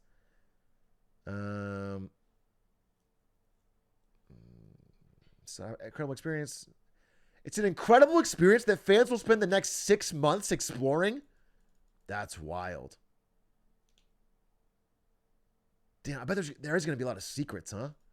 I don't want any fucking backseaters. God damn, I hate backseaters already. Oh my God, this game will be so fun to explore on my own. I'm going to be so mad if someone's like, oh, I just saw this on fucking XQC stream. Go into that cave and you'll find the Sword of Truth. I'm literally going to fucking ban every fucking backseater. God damn, dude.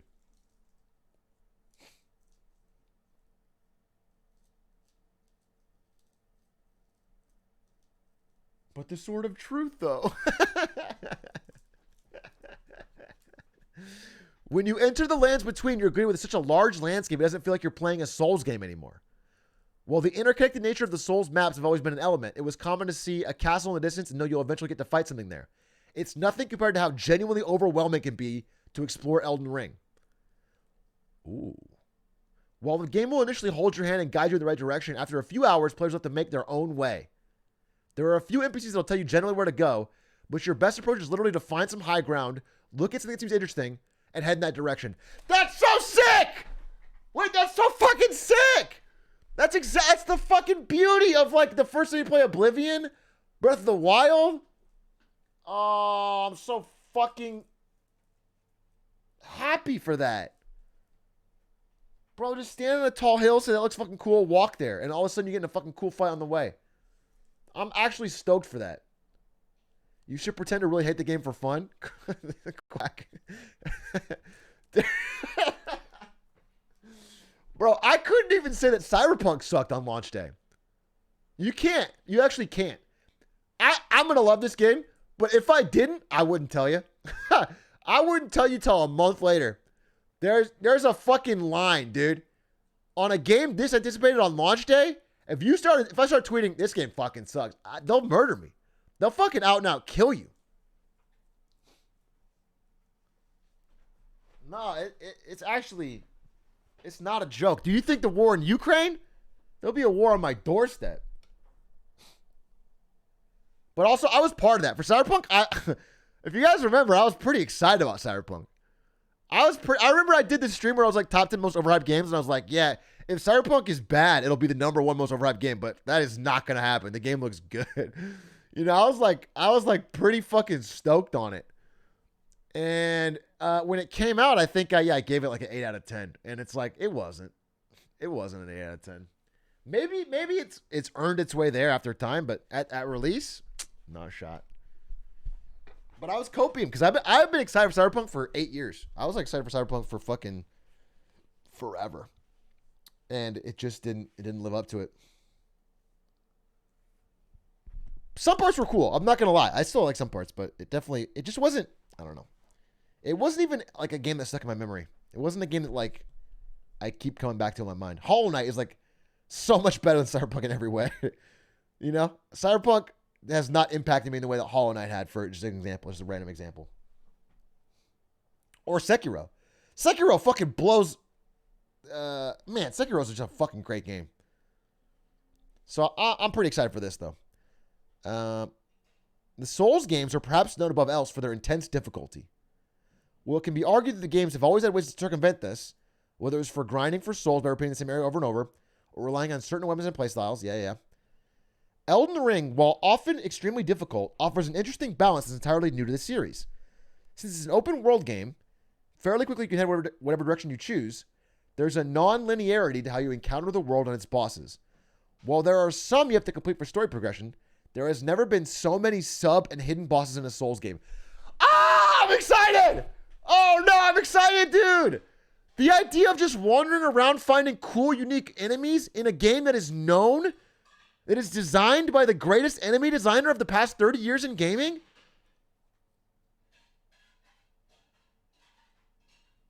It's not like I'm walking around fighting the same skeleton over and over. It's like, it's fucking Miyazaki enemies, dude. It's gonna be fucking...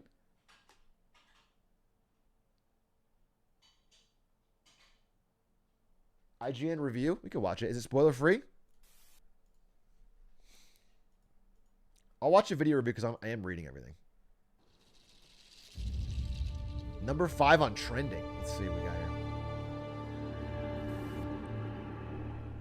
In the 87 hours that it took me to beat Elden Ring... Wait, someone in chat said IGN even gave it a 10.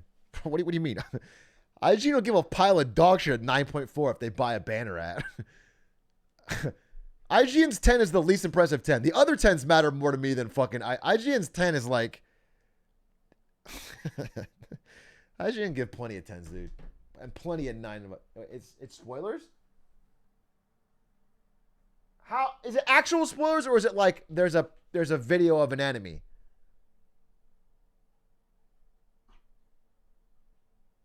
Actual spoilers?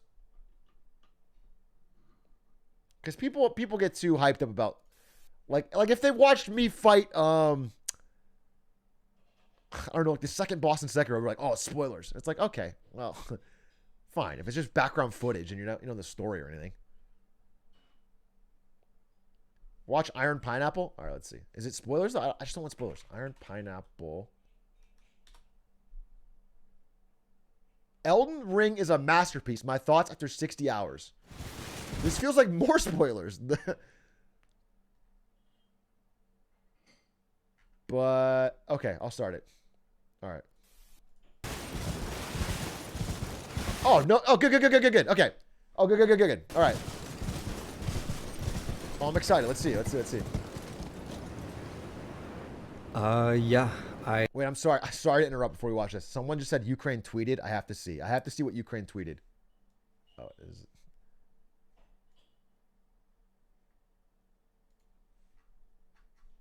I just have to know. What do you tweet when you're getting invaded? Insane! Holy shit! Holy shit, they are literally trying to ratio their way out of a fucking invasion. That's crazy. The person that runs this account, or whoever runs this account, are actually fucking kind of goated on the sticks. Kind of insane. I cannot believe they did that. That's crazy. This is a first. This is a world first in history, right? Has a sovereign state ever fucking live tweeted a meme about their opponent's leader while they're getting invaded?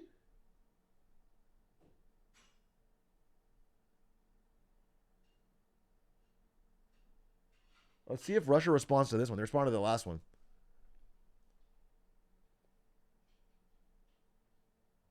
Damn, bro. There's a fire tweet too. Wow, we'll see. But more importantly, Millie Bobby Brown sparkles in cutout couture for her 18th birthday. Thank you, Pop Sugar. Lindsay Lohan blows everyone's minds by revealing we've been saying her name wrong all this time. Those are the top two. That's what's happening in the world? We've been saying Lindsay Lohan's name wrong and Ukraine is in full-scale invasion by Russia? Wait, click that one? Nah, you can't fall for it. All right, let's see. I want to watch this video. I got to see. I think I love this game. Elden Ring is a masterpiece. There's just no other word for it. Even a 10 out of 10 doesn't feel like it does this game justice. As someone who was incredibly excited leading up to its release, this game has somehow surpassed all of my expectations. I have not been this thoroughly engrossed in a game in years. Not only are the environments jaw-droppingly... I have to fucking figure out how I can get work off at 3 p.m. tomorrow. If I have a meeting, which I think I do... I thought Friday was coming out! I thought it was Friday!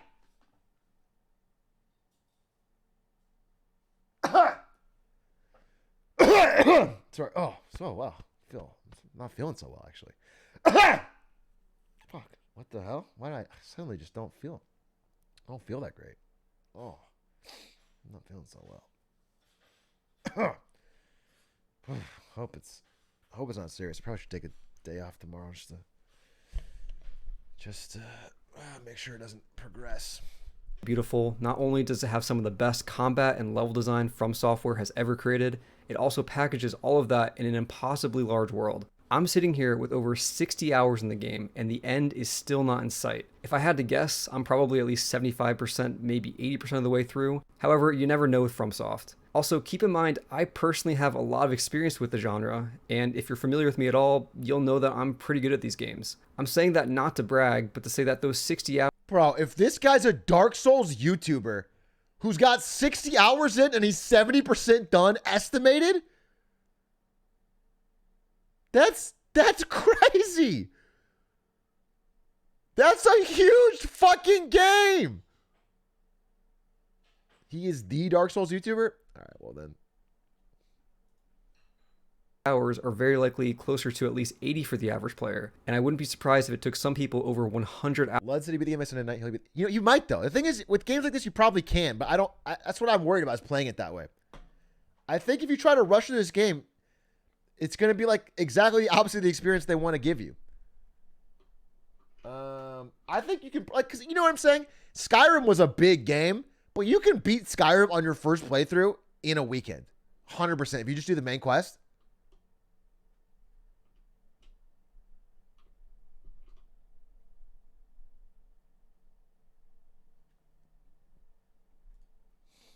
Hours to do everything in this game, and that's not even touching the online stuff, which will increase that number significantly. So let's talk about it.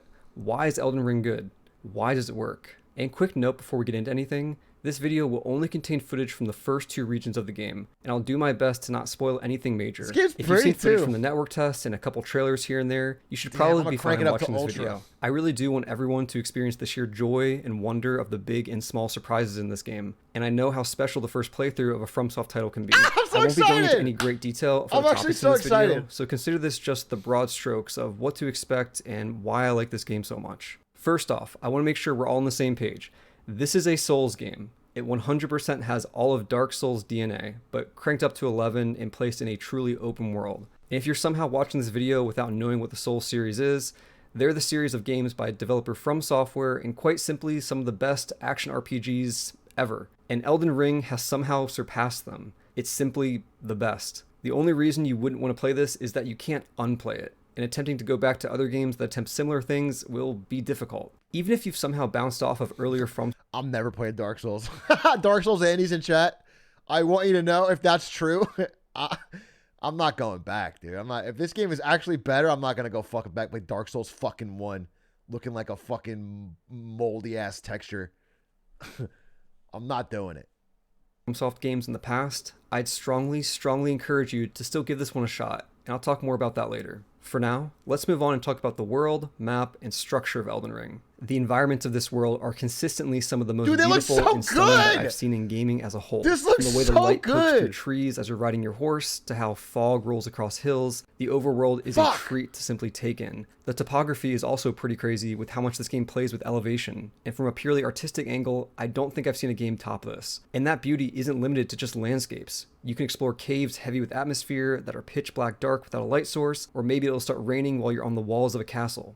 It's so good. Also, I'm not usually a big graphics guy, but the shadows and the lighting and the reflections, it's just astounding. Yeah, I know you're not a graphics guy. You're a Dark Souls YouTuber. I get it. I know that you're not a graphics guy. But I am, and the fact that this game looks so fucking beautiful is making me so fucking torqued.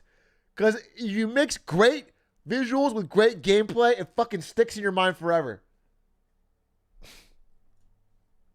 To me how good it all looks, and it just gets better the more you play. There were moments where I legitimately had to set my controller down just to stare at my screen because of how awestruck I was. I won't show these to you because I want you to experience them for yourself, but wow. FromSoft has created some of the coolest looking areas I've seen in any game ever. The enemy design! And all this is somehow contained within an absolutely massive map. I was expecting something less than half this size. If there's one thing I can guarantee that literally every reviewer will say, it's that this game is big. But anyone can make a big world. It feels like that's pretty common these days. But what's not common is just how dense this world is with things to discover. That's what I was going to say, because like Assassin's Creed are generally really big, right? Like Odyssey I heard was not that bad, but in general, Ubisoft makes big worlds and then doesn't fill them. And it feels empty and repetitive. And so it's like, why even make it this big? Make it a tight, everyone always says, make a tight focus game like a Dark Souls, like a FromSoft game, or like that Star Wars game that came out recently, Fallen Order, where it's like a lot more focused and beautiful and impactful and interesting. But if they do both, if it's big and actually feels dense and you could actually explore everywhere and find cool shit. FromSoft has proven for years that they're the best in the business when it comes to designing levels, and they've extended that expertise into not only the interior. This is like the Dark Souls of Dark Souls. That's a fire tweet. Holy shit. It's actually a fire tweet. I'm not going to tweet it because there's a war in Ukraine. And last time I tried this, I tried to tweet about Tommy Innit breaking a viewership record when the Capitol was being rioted. This is a mistake that I made that I will 100% own up to, and I deleted it instantly. I didn't know. I was watching Twitch. I think this is when I still worked there. No, it was just after I left. And Tommy Innit broke a viewership record, and I was like impressed. I was like, because this is the beginning of the Minecraft wave. And I tweeted a picture of like 4 massive person stadiums. And I was like, this is how many people are watching a fucking small British boy play Minecraft right now. Like, what is going on? And then people are like, I'll tell you what's going on. The fucking Capitol's being invaded. And I was like, oh yeah, that seems more important. And then I deleted it. So there's no way I'm tweeting about this during the fucking first hot war in Europe in a minute. But that is a hilarious thing to say. The Dark Souls of Dark Souls is very funny. Your dungeons, but to the world itself. There is so much to find, and I kept catching myself thinking something like, surely they wouldn't put something here. Surely this is just empty space. But time and time again, I was rewarded for my curiosity when exploring. I love that. Oh, it's going to be bad for me, though. Hey, everyone who's watching, get ready for some loot goblining. If I even think that this forest has another chest in it, I'm going to scour it. I'm going to set up fucking a grid system. I'm about to be loot goblining, dude. My problem is I get fixated. Like, let's say I come up to a fucking cliff and I see a chest on top of it. And I'm like, well, I have to get that chest. I could spend 6 hours trying to figure out. And maybe the solution is just come back later. Like, come back with a different item. But I won't. I won't come back later. I will try to fucking force it. And so it's going to be, it's like Metroid Dread. Yeah, Metroid Dread was terrible for this because you really need to come back later with different items. So we'll see how that goes. Bro, what? How is there a cave here? How is there a cave here?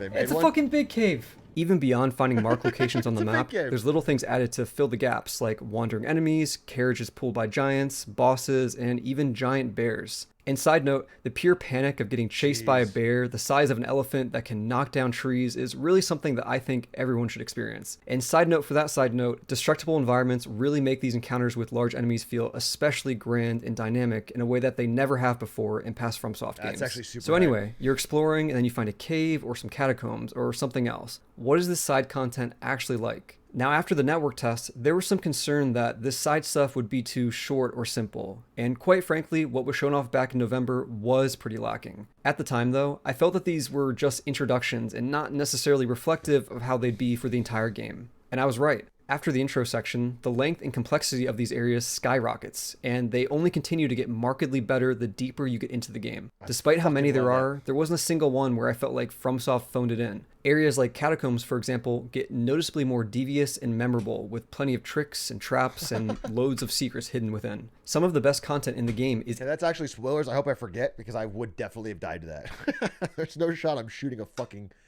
arrow at that thing to bring... whatever that was, that would have got me. In these side areas, and I found myself spending anywhere from 15 minutes to sometimes hours in just one of these sections. Again, it does start out pretty simple and short early on, but trust me, you'll quickly find some lengthy stuff. That brings us to the structure of Elden Ring. If I had to give a number, I'd say roughly 85 to 90% of this game is quote-unquote optional. In that sense, it's kind of like Breath of the Wild in that you're exploring around at your own pace to get stronger before tackling the main stuff. And this takes many different forms. Maybe it's a dungeon, maybe it's a cave, maybe it's an overworld boss, maybe it's an abandoned... Speedrunners are going to go crazy with this game. Speedrunners are going to go absolutely nuts with this game. If it's Breath of the Wild like, and like the enemies are hard, but you can fight them before you're leveled, that's going to be insane. They're going to be doing some fucking nasty shit. Village, maybe it's a castle, maybe it's a bunch of things, and I should stop reading off a list. The point is, there's a lot to do, and FromSoft has managed to make all of it engaging and worthwhile, and that's achieved primarily through two things. One, the raw quality of the level designs, enemy designs, and boss designs, and two, the power of secrets and surprises. 1 minute you might be finding your new favorite weapon, and the... That is what I'm talking about. That can't be... And two, the power of secrets and surprises. That is not how a horse works. 1 minute you might be finding your new favorite weapon, and the next minute you might stumble across an NPC questline. These sorts of surprises are spread out everywhere, and the effect that this has is that it makes you want to check every part of the map. There isn't obvious filler content like you might find in other open world games. It's that classic FromSoft quality of handcrafted design, but expanded to an absurd degree. I said this in the network test video, but instead of thinking of this game in terms of other open world games, think of it as one gigantic Dark Souls level with lots and lots of smaller Dark Souls levels scattered around throughout it. You know, the more I think about it, this game feels like 2, maybe 3 Souls games mashed together with how much there is to do. It's incredible. What about the rest of the game? What about the areas that aren't optional? These are essentially extra big traditional Dark Souls levels with the level design fans like myself have grown to love over the years. Stormveil Castle, the first one, is roughly the size of the entirety of Boletaria from Demon's Souls, if not larger. And this size and complexity is maintained for the entire game with the rest of them. Some even get bigger. Straight up, these are the best levels FromSoft has ever created. Jesus. They're so large and intricate. And bro, if this guy is not just like, you know, because everyone sort of gets on the hypium, I don't know what to call it. When a game first comes out, people often like to say either 0 out of 10 or 10 out of 10. Like they like to get big things. But you know, just given his credibility as a longtime Dark Souls player and fan and YouTuber, I have to give these more weight than I would give average Joe. This is really high praise. And expertly crafted with fun encounters. There's also an impressive level of verticality in all of them, and the way they're all woven together is nothing short of a masterclass. Part of this is achieved through the new jumping mechanic. Going from rooftop to rooftop and scaling large structures has never been better. If the game was just these legacy dungeons and nothing else, it would not only still be Game of the Year, but I think it might also be longer than Demon's Souls. There's what this attention. What the fuck? Holy... Bro, it's fucking February. That's an insane take. If this game didn't have 80% of the content, it would still be Game of the Year in February? That's wild. to detail in not only every environment, but the enemies themselves. This has always been a thing in FromSoft games, but it's truly been raised to the next level here. Now I know what you're thinking. You're thinking, hey man, that all sounds pretty great, open worlds are cool, attention to detail, blah blah blah, but I think I'm gonna miss having a hub area. And you know, that's fair. Not having that is a real bummer. So it's a good thing they added one. Because of course they did. This is the ultimate FromSoft game. Why wouldn't it have a hub area? I don't want to spend too much time on this due to spoilers, but just know that this area is cool, and it's filled with plenty of interesting people to speak to. And let me just say, there's this passion that shines through every facet of Elden Ring. So much care and love was put into this. They didn't have to go this hard. They really didn't. On top of that, they still have the confidence to hide some of the coolest things in random corners of the map or behind fake walls. I love this that. has been a thing since Dark Souls, but it bears repeating how insane it is that they do this. What other developer in the AAA space would trust the player enough to put some of the best stuff in the game behind some random wall? I fucking love that. I don't think there is one. That's enough about the world, though. The combat is the real meat. Although, to be honest, it's not that crazy to do that nowadays. I think more developers should realize that the world has changed. Most consumers also watch YouTube and Twitch streams about the games they play. And making stuff that is quote-unquote hidden will get found no matter what, and it makes it seem cooler. So, like, there's no reason not to do it this way. Actually, the more random, like, offshoot shit you put in, the more you'll get YouTubers making 9-hour documentaries about, like, what this means. You know, you can just put a random fucking character named Joe who scratches his ass in the corner, and they'll be like, what was Joe's the story behind Joe, the lore behind Joe? They didn't want me to find this, but you know, yeah, MatPat will make a fucking 6-parter on it. So honestly, that is the solution. I think they've exploited this. They've in a good way, like they've figured that out. Of this game, so let's talk about it. Quite simply, this is an evolution of the combat from Dark Souls 3, but it's been refined and added to so that it's better than ever. I know at a glance, a lot of it might look very similar to Dark Souls 3, but trust me, this feels so much better that it's hard to imagine going back. All of this is the result of lots of fine-tuning to get the speed of the animations and the numbers involved with all these attacks just right, along with designing enemies to complement the whole system. There was a moment where I realized that I had unconsciously been using my entire moveset for each weapon I tried. Even the jump attacks and even the weapon arts. If you're a longtime fan of FromSoft, you'll know how crazy that is. In past games, it's far too easy to rely solely on R1 or light attacks to get through 99% of encounters and bosses. And why wouldn't you? It's the most efficient option in those games. And FromSoft must have noticed this because they tweaked things and added new mechanics so that every part of the moveset is actually useful and feels right. The two big mechanics they added were guard counters and breaking an enemy's stance. To guard counter, you just block an attack either with a shield or while two-handing a weapon, and then you press heavy attack to do a very quick and very strong counterattack. This alone speeds up the pace of combat immensely and makes defensive playstyles much more active than they've ever been. As for stance breaking, basically every enemy and boss in the game can have its stance broken, and when that happens, you can follow up with a critical hit. The fastest ways to break an enemy's stance are heavy attacks, jump attacks, and guard counters. So boom, that's the trick to making these attacks worth it in a way that they weren't in past games. Combat just feels good. They nailed it this time. I kept switching weapons throughout my playthrough in a sort of disbelief, thinking maybe I just happened to choose one that felt good, but no. They all feel this good, and the effort that must have gone into that deserves to be recognized. Bro, that is so hard for me to believe. Listen, this guy has been extremely positive so far, and I trust him. Man, my gamer brain is thinking that's cap. I'm excited. I hope it's true. I've never seen that happen ever. In any game in my entire life. Ever. So that part seems crazy. And I'll put my hopium hat on, but that seems too good to be true. And that's honestly just scratching the surface for the combat in this game. You also have horseback combat, which feels so natural and fluid that I was confident using my horse at every opportunity. There's also range combat and magic. For magic, there are so many fun spell options in this game, and I won't get into it here, but I will say I recommend putting at least a few points into intelligence or faith so that you can try it for yourself. My first playthroughs of FromSoft games usually involve purely melee, but this time I decided to try a bit of everything because it was just too much fun and mixed in with the melee better than ever before. And the fact that you can charge most spells for extra damage adds a surprising amount of depth that simply wasn't there in past games. Oh yeah, you can also customize the weapon arts for weapons too with Ashes of War that you find. There are so many of these. For example, there's now a couple dozen options for what move you want to add to your standard longsword. And on top of all of that, there's dual wield power stancing, which means a whole extra moveset added for every weapon type in the game. In summary, the sheer amount of choice that you have when it comes to building your character and choosing your weapons and spells is larger than it's ever been. And thinking about the potential replay value that this adds is just wild. Next, I want to go over a few other new systems and mechanics that were added to the game and give some quick thoughts on I don't care what he says, there's absolutely going to be some redonkulously OP combos that are just busty wusty, easy to use, and I don't want chat to tell me about them. I don't care. Someone's going to find it, and I don't want you to tell me about it. I want to try and figure out my own fucking playstyle. God damn, I don't want it fucking someone being like, oh yeah, if you just get the lightning scythe and the fucking air scythe and you dual wield, you can just spam R1 and most enemies are... I'm going to fucking strangle you. I swear to God. Strangle you, dude. I'm already mad at backseaters preemptively, and the game isn't even out yet. Crafting. Yes. I'm getting stun like over the own fictional backseaters in my thoughts.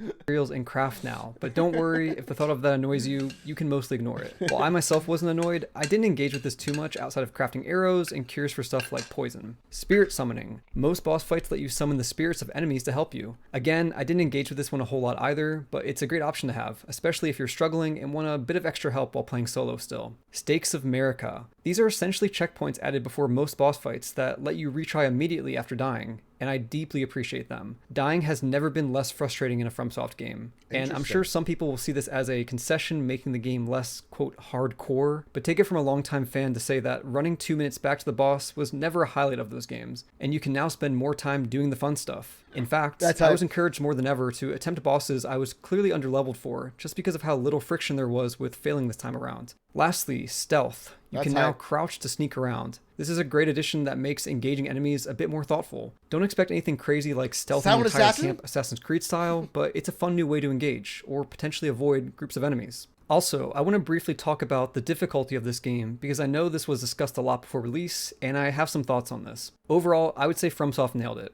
They somehow made a game that's not only fun and challenging for longtime fans like myself, but one that's simultaneously accessible for new players. How is that possible? Well, it comes down to the structure of the game itself. Because it's open world, and because you have the choice of doing 100 things at any given time, that means you can always just leave if you're struggling and come back later when you're stronger. If you're more experienced like myself, you might not need to do this too often, but if you're new, this is a valid option and one that the game seems to welcome. And for the record, even I myself had to leave areas occasionally. There were several times where I found a boss I was massively underleveled for and just couldn't do it. So I marked my map and came back later. I'm calling it right now. Get the clip ready. I'm gonna that's gonna happen to me. That's 100% gonna fucking happen to me. And it's gonna be so annoying. I'm gonna be so mad. But one thing I'll tell you is I don't leave. I'll tell you, I don't care whether this guy leaves. I don't care who leaves. If I go to an area and I fight the fucking world dragon level 10,000 and I'm level 1 with a fucking sword, I will sit there for the next 3 weeks until I beat this fucking dragon. I'm not leaving. Okay? I'm not rerouting. I've got a route. I want to go here. Is a double-edged sword though. You can unintentionally trivialize content by discovering it when you're over-leveled or over-geared. From that perspective, this game has the potential to be easier than past FromSoft games for experienced fans. This happened to me a few times, but I think it's just an unavoidable result of the game's open structure. They could have scaled certain areas and enemies to some extent, but I think that would have been the wrong call, as that almost never feels good. I hate scaling. I'm glad they didn't. I hate scaling. I think it ruined Skyrim. I think it's one of the worst parts. Scaling makes you never feel stronger. It's so stupid. You Elder Scrolls. Whenever I noticed that I was over-leveled, I made the conscious choice to equip a lower-level weapon and use it as an opportunity to experiment with different playstyles. Ultimately, it's up to you though, because there still is a lot of joy in steamrolling enemies as it reflects how much your character has grown. I want to be real clear though, this is still a hard game, and I lost count of how many times I died, especially in the dungeons. So don't take all of this as me saying the game is easy, because it's not. The movesets and designs of the enemies and bosses are seriously the best they've ever been, and you'll regularly be pushed to your limit. I know there are people who watch my stuff and have never touched a FromSoft game, And I know this because they'll say so in the comments. If you're one of those people, I'm now speaking directly to you. First of all, regardless of your mechanical gaming abilities, I promise you can beat these games. And that's never been more true than here in Elden Ring. I know the reputation that these games have, and I know some people are scared off because of it, but you can do this. If you're struggling, you can just leave and come back later, experiment with different playstyles, or summon someone to help you online. These games are not Kaizo Mario levels of difficulty, not by a long shot. If you're patient and willing to learn, I guarantee you'll beat this game. Next, I don't usually talk about game performance in my videos, and I'm not sure where to fit this in, but I do want to make a quick mention that the PC version currently has some slight frame stuttering at times. 2 out of 10, I'm not buying it. Nah, not interested. Nah. Shit game. Shit game. Bad designer. Fucking unplayable garbage. Sorry, you should have trusted your fans more. I'll be playing.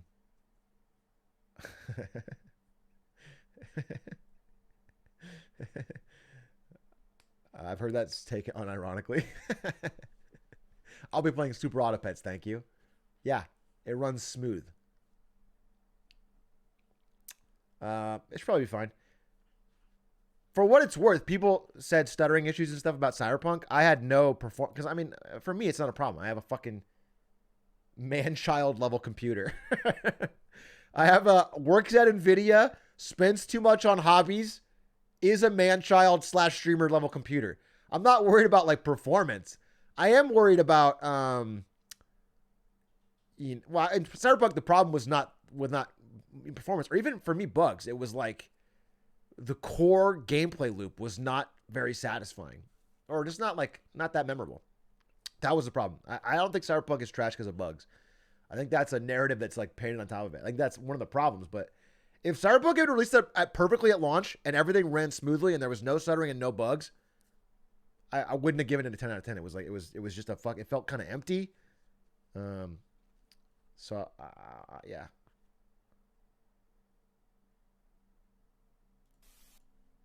Typically just in the overworld. My guess is that it's some sort of issue with loading things in. I talked with a few other people to confirm it wasn't just me. This is by no means game breaking, and as a whole, the game still ran perfectly for me 90 to 95% of the time. There's apparently going to be a day one patch that will hopefully address this, but this is unfortunately a thing, and it's worth knowing if you're getting this game Day on one PC. DLC, horse armor? If you've really taken to heart everything I've said, I'm just going to assume you're going to play this game for yourself, so I have a few suggestions to help you have the most fun with this game. First, I know a lot of people are looking forward to playing through the entire game with a friend, and while you can do that, I'd advise not exploring the open world sections too much with a friend. The reason for this is that it's just too big. There are certainly sections that are suited for co-op, but I think a lot of this game is very much designed with your horse in mind. And since that's disabled for co-op, you're probably better off doing that part alone. By all means though, if you come across an overworld boss, invite a friend for that. And it goes without saying that the side stuff like caves and catacombs along with the legacy dungeons are perfectly suited for co-op with a friend. My next piece of advice is take your time. This game is dense, and it's incredibly easy to miss huge areas of side content.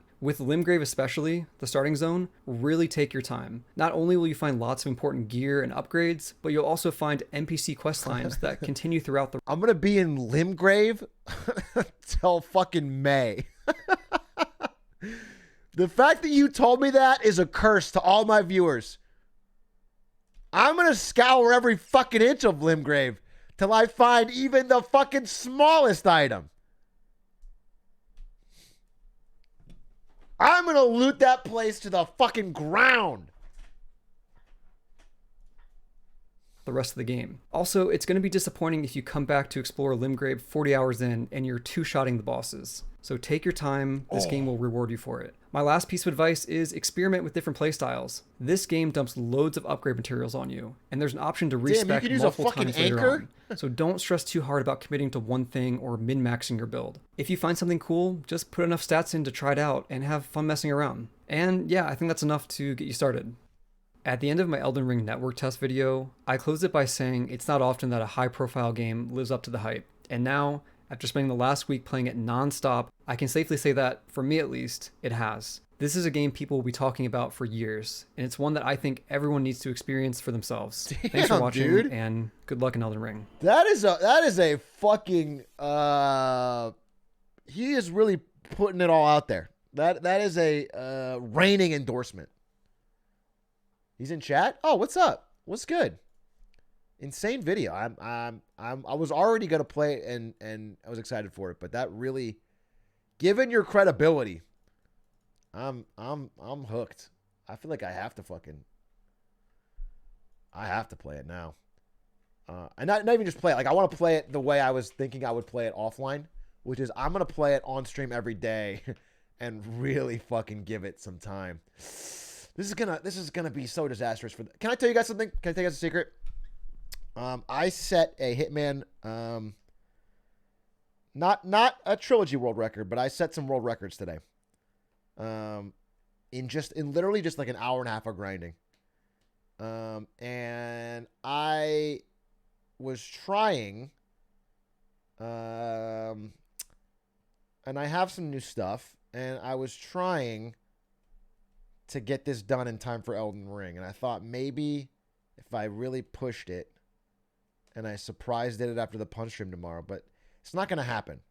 And so just deal with it. If you're a Hitman Andy, I'm sorry, just deal with it. I'm sorry. It's not going to happen. And I know, because I also had this thing where I was like, it'd be really dope if I had two ideas. I'm just going to tell you that they're not going to happen. So,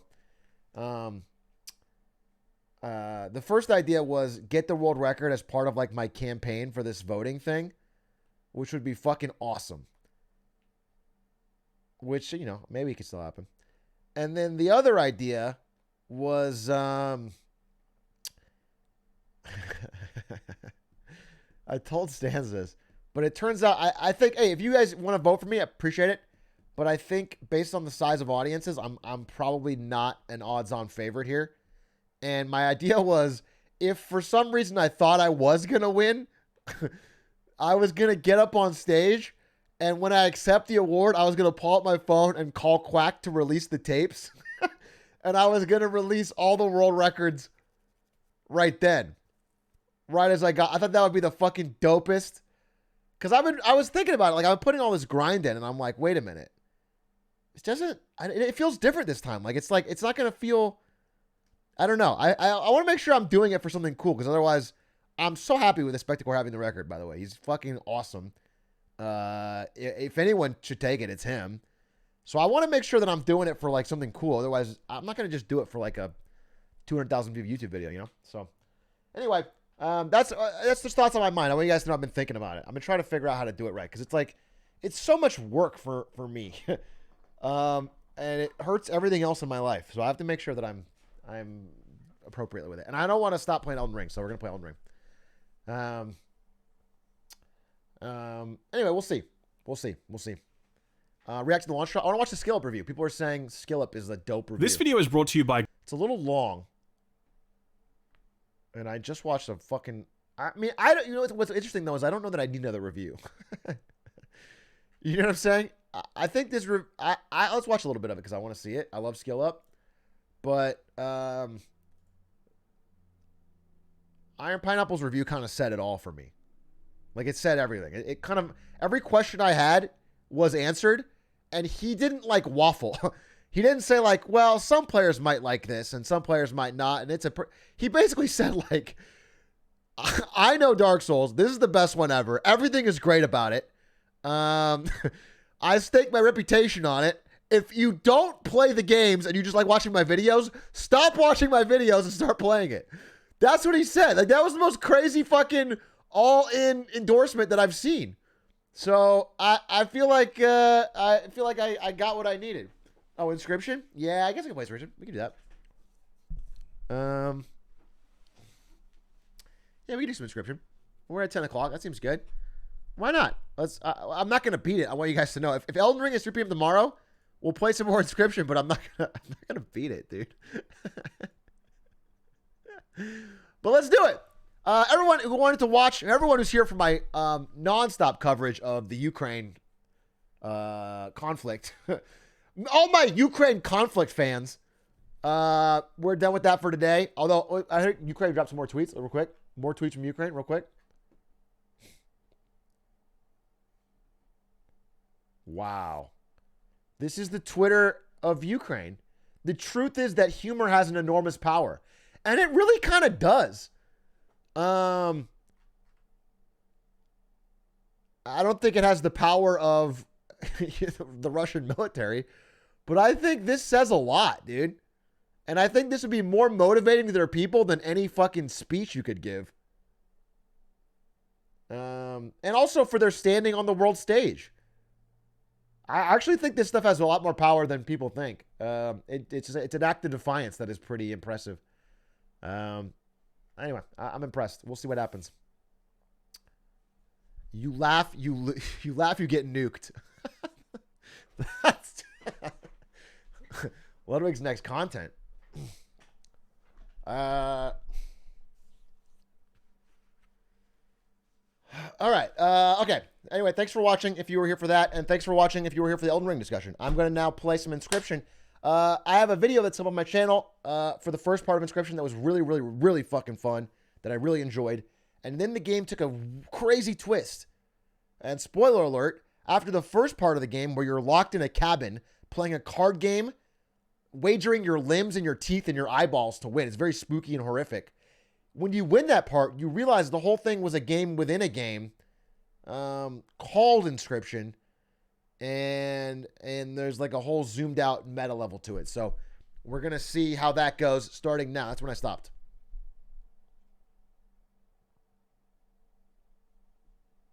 Let's see. All right, Inscryption. Boom. Inscryption.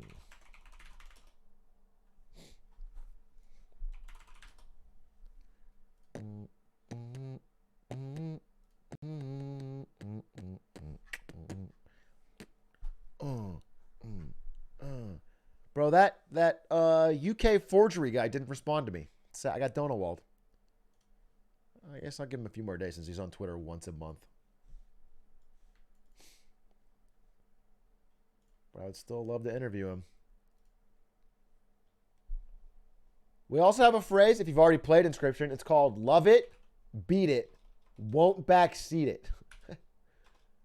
Okay? It is a chant that we use when you see me doing something and you want to tell me to do it a different way. Just think in your brain. I love, because I think what people most want to say is those two things. That is my theory on backseating. People want to say two things. They want to say, I love this game too, which is understandable. Streamers playing a game, I love this game. I want people to know that. And they also want to say, I've beat this game. I want everyone to know that I beat this game. Like, I know more about this game than the streamer knows, so let me tell them. So if you can just say those two things, then you don't have to backseat. You can just say, I love it and I beat it. Won't backseat it. All right, it's open. Let me jump to it. Let's see what we got. Bum, bum, bum, bum. Oh, Inscryption. I also fully voice act the whole thing. And let me tell you, when I voice acted Paper Mario, I got a lot of feedback. Not all of it positive back in the day. When I voice acted this game, for some reason, the YouTube frogs fucking creamed. I got Emmy nominations from the YouTube frogs. Bro, I never got so many positive comments on my fucking goofy voice. All right. That was, okay. So let's get into it. Continue.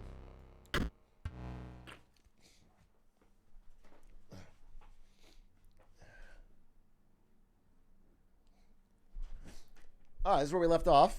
I was right here at a chest. This guy didn't talk. 2 equals 3.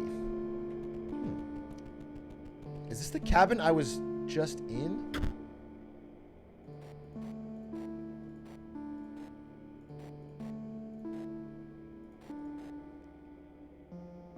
You get it, chat?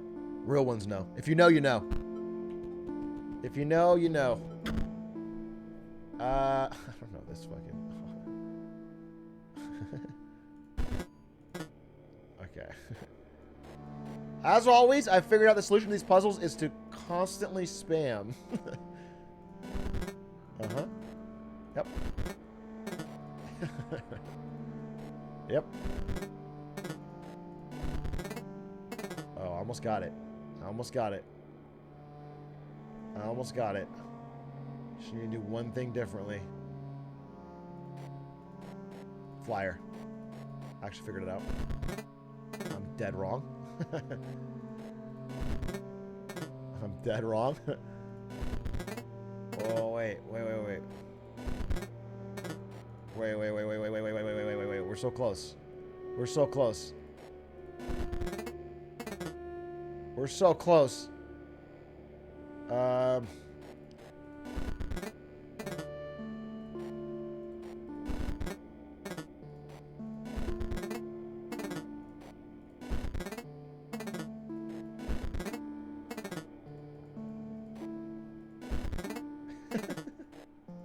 Oh, I have to dim the lights. Oh, I did it! Easily clapped!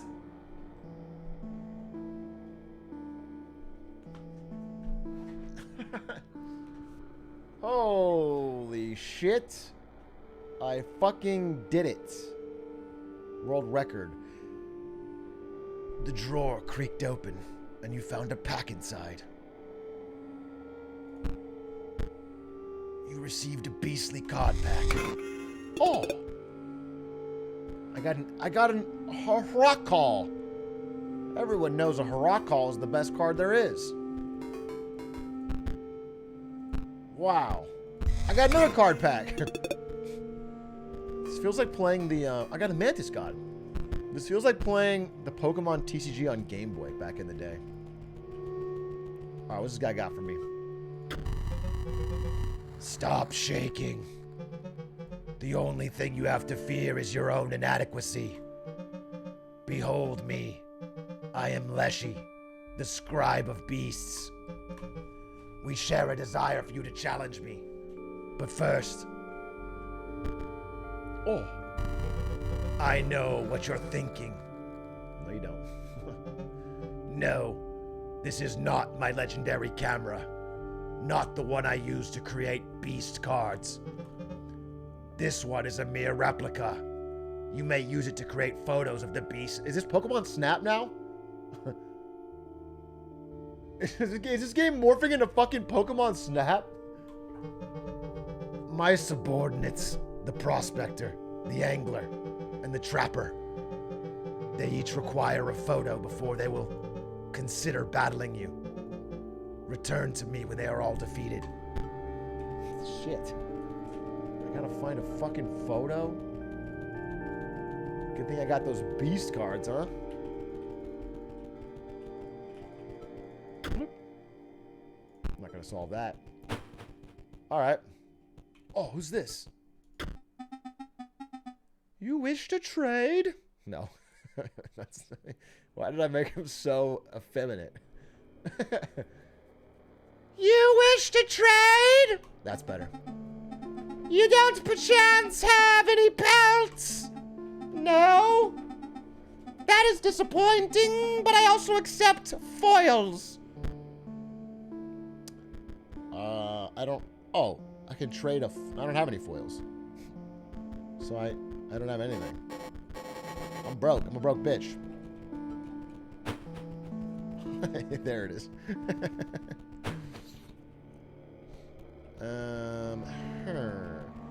2 equals 3. So fucking true. I can't say it better. Can I take a photo of you? No fish, no pass. Okay.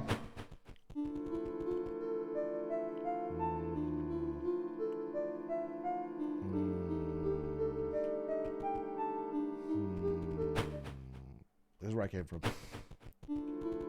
This is where I came from. You're here! Marvelous! I am Grimora, scribe of the dead. Until quite recently, I was disgraced, though I was returned to my former glory with the help of some unlikely friends. If you wish to test your skills against me, you must first prove your wits. You must discern which tomb marks the final resting place of my lovely ghouls. Bet. Okay. You found a piece of an epitaph. It reads, eaten by a hungry dog. Okay. Sad way to go. You find a piece of an epitaph. It reads, does not hold a grudge.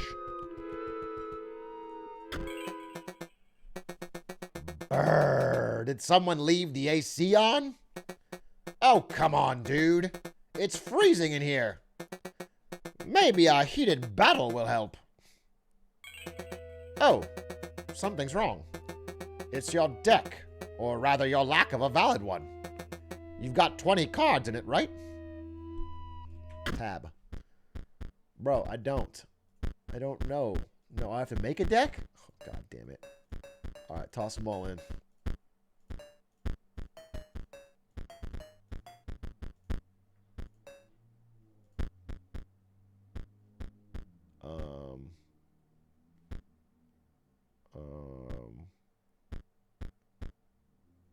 Okay. How about some Steam bots? Oh, I have 21 cards now. I don't want that. All right, perfect. Now that's a deck. That's a deck. Handcrafted. That looks much better. Where were we?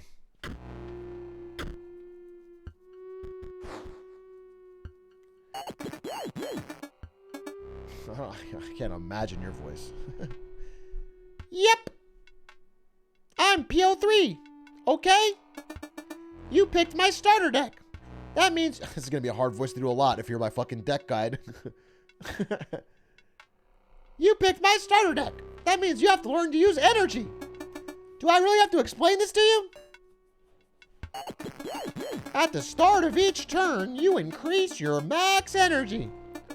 Spend it or not, doesn't matter. At the start of your turn, your energy refills to the max. Get it? No. But then again, I was not focusing.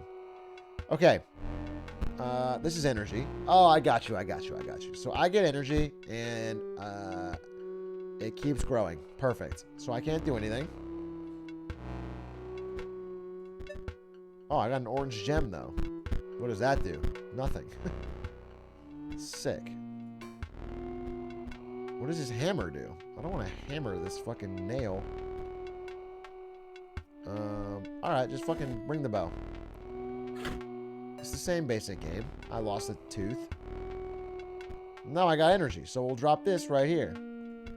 I got energy. See that? You spent your energy to play the card, but you get it back next turn. Sick of hearing from me? Well, I'm sick of talking. I've got important work to do. You'll see me later. Great. I'm sick of using your voice. Attack. Oh, it released a creature inside. Whoa. Okay, that's cool. Wait, I don't have any. I have 3 energy right now. This costs 6 energy? Oh, I'm fucking crapping and capping. I've put a... Oh, I thought there was 6 copies of this. Bro, I only got 6 energy and fucking... I'm gonna lose. I am gonna lose. No, I lost already. Fuck! It's like I almost didn't make a perfect deck on my first fucking random hodgepodge. Good deck, bro. Alright, well, let's not say things we don't mean. Alright, you beat me. Fine. Oh. Brr. Nope, I'm still cold. Right. Okay, let me take a quick crack at this old Deckarooski. What do I want out of a deck? What do I want out of life, you know? People chase success. People chase money, chase fame. But at the end of the day, what do we really want? Elite bot to call our own. A 49er to follow it up. Let's just put all this in the same deck. Perfect. This one's called the Thick Droid. Great. Solved it. I don't know what an orange gem does. That's useless. And I don't have enough blood to make those work. Easy clap! Wait, what was that last thing? Wait, go back. What is this? It costs blood and whale tail energy? Oh, when it's played, it provides an energy cell to its owner. Okay. So it's essentially whale tail energy, like you're saying. Okay. That's good. We're good. We're done. I feel good about this. Bring it on! Bring it on! Round 2!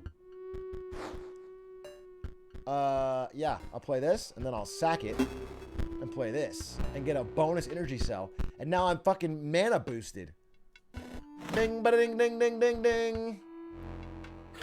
Oh, and he fucking hides. Wait, he's actually goated on the sticks. Blink. Oh, it's a 3 cost. Oh, I thought that. I keep thinking this is a 1 cost, and I have 3 of them. That was a mistake, but it's fine. Go.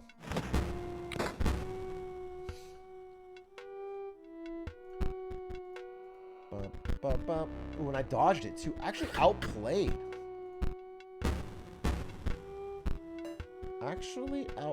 Now we can go a 4 cost. This guy does 10 damage to your adjacent friendly creatures. That's fucking terrible. We don't want that. Why does this guy cost 3? He's a 1/1. Insane. We win!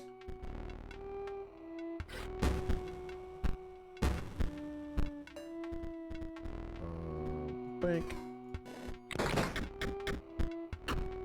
Excess damage. Foils gain. Oh, that's how you get money. Okay. Alright, I get it. I get it. You won, but now I'm a bit less cold. Take a pack on the house. I don't smoke. Okay, unless it's crack rock. You received a deathly card pack. Wow, look at these fun cards. Meatbot is counted as 3 blood rather than 1 blood when sacrificed. Oh, interesting. Interesting. This is a 4/1 that costs only 2 bones? Do robots give bones when they died, though?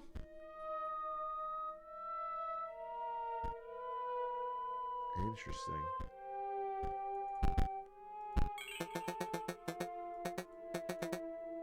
The name's Casey. Casey Hobbs. I'm from the tombstone on the left. You found a piece of an epitaph. It reads Casey Hobbs, 1970 to winter 1992. Died at 32. That's ominous. That's not too far off for some of us.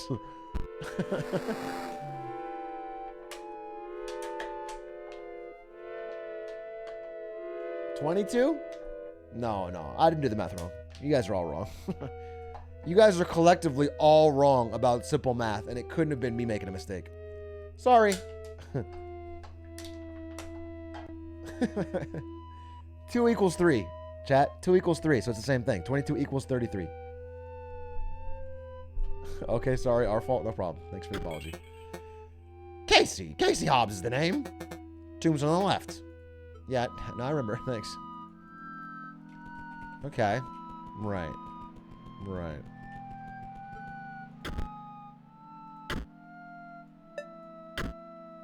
Okay. Well, we know that much to be true. Oh, I have to get all the pieces and put them together. Okay, I got it. Oh, it's kind of a fun little minigame. You sifted through the bones and found a card pack inside. Oh, another great card pack. But I don't care. I wonder if these are actually random, if they're scripted. Oh no, do not look upon me. Do not snarl or sniff, I beg you. If you wish to battle, please let us get it over with. Alright, punk. I'm also, yeah, someone said they're catching up a chatter. I don't care if you're explaining what's going on to a chatter. I'm not really reading. That's fine. You don't have to be too bad happy. Let's see. This person costs 1.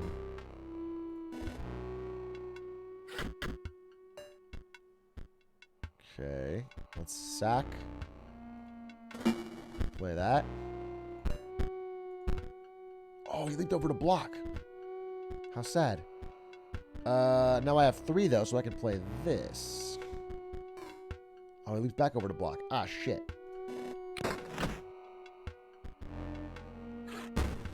Wait, I'm gonna die. No, we're fine. I lied. I lied.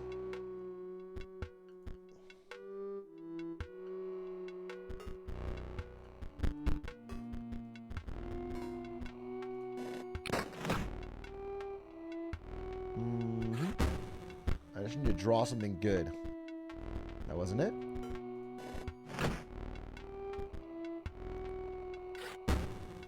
I am in a bad... Wait, you can still lose. Oh, shit.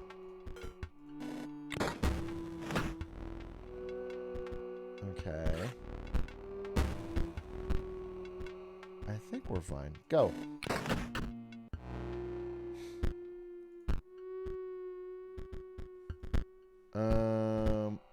There is no room to play that, but you may use a hammer to destroy your own creature. Oh, you can hammer your own creature? Let's try it. Easy clap. We win. We don't win. We win now. Easy money. Okay.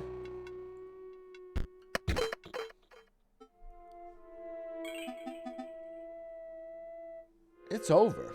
You chewed me out. Now please, look away. Turn your eyes to this card pack instead. I forgot your voice. Oh, Ruby Golem? Sapphire Mox? Bone Heap? Don't care. I'm called Sawyer. The middle stone marks my grave. Please do not go digging at my bones. Sawyer Patel, 1702 to 1778. Wow. He died at the age of 32. That's ominous. Some of us are kind of close to that age.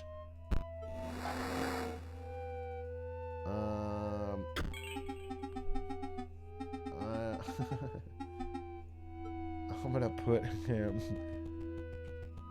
in here.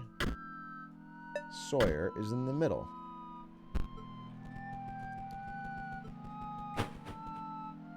Ooh, what's down here?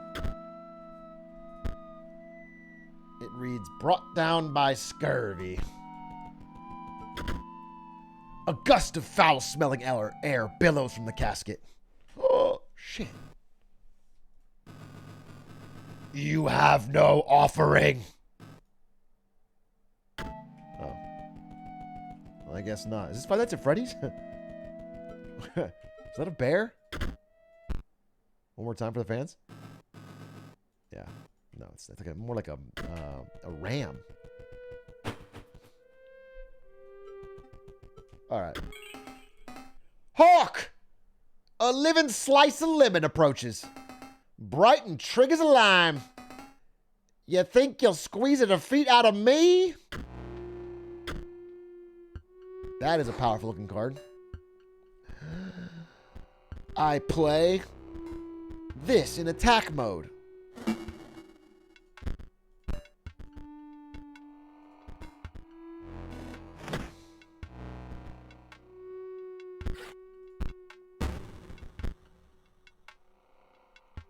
Why is a voice like that? Isn't he a pirate? Yeah, he's a pirate by trade. But he had a long history before that where he built up his accent. And if you knew his backstory like I do, you would know that is why he speaks that way. This is the best card I have. This card is doing all the work.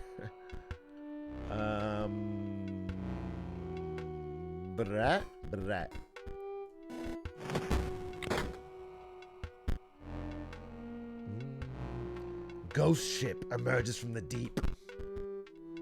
What does this mean? Oh, it drops skeletons like fucking flies. Interesting. I need to get the Steambot out here. Steambot Willie. Oh, I don't have energy. Yeah. Cool. Cool, cool, cool.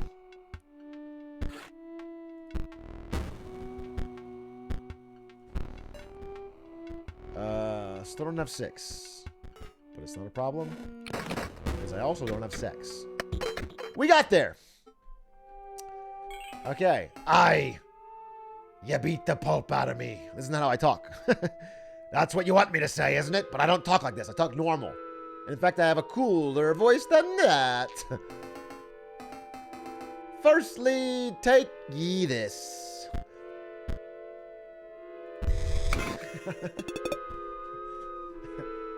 Why is he a vampire? You want to know more about his story, I'll tell you, but not now or whenever you ask.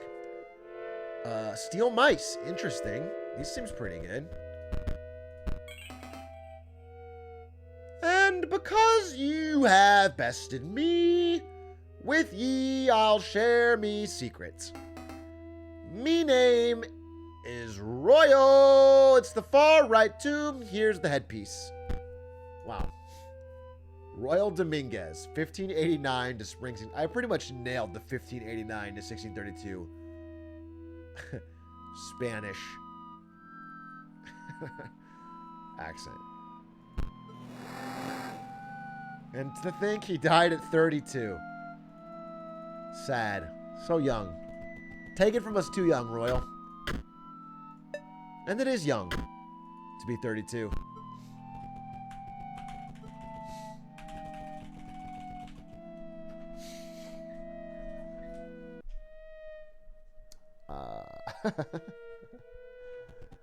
Okay, let's see what we got here. You found a piece of an epitaph in the casket, among other things. It reads, hit by a falling piece of ice. You found a card pack among the giblets and scantlings. What are scantlings? A double gunner? That's hype. That's hype. Let's make our deck sing. The thick droid is bad.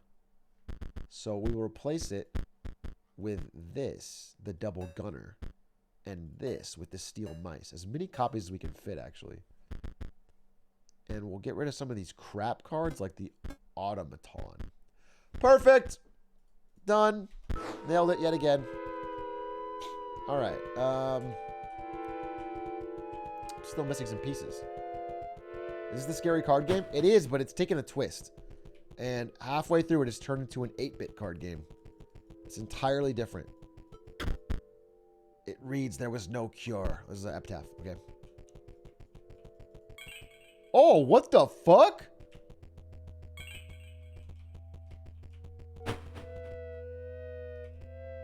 Wait, which one did I look at before? This is the new one. Wait, what the hell? I'm a different person every time. Oh, this has got to be Royal Dominguez, dude. Wait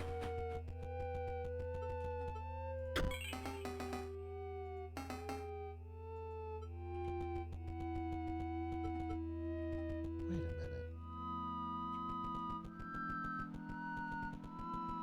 He didn't even notice that I looked like him. Got that drip? Yeah, you know it. You wish to trade? I don't want any of these dog shit cards you're offering.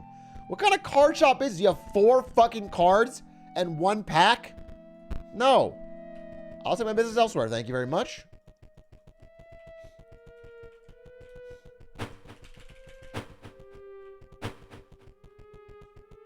Okay, well, I do know some things about these people. He said, life never gave me lemons, so I died. Which means, uh-oh, you got scurvy, bitch.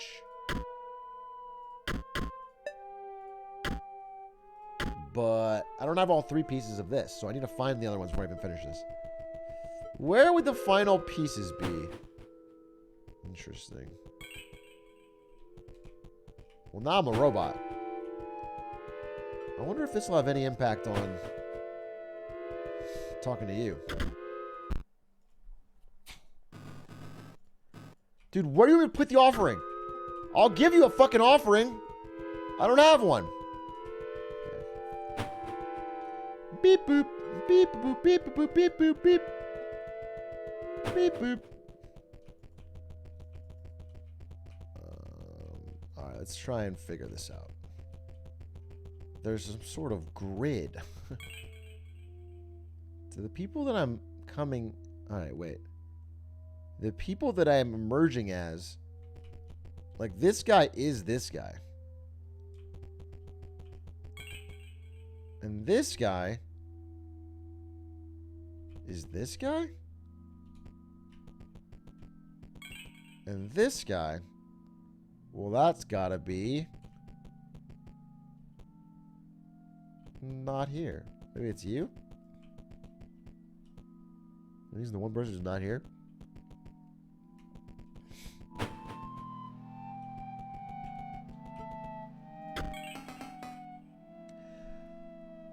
I were once the finest pirate on the seas, but now I speak perfect English. Look at me now, buried under the far right tomb.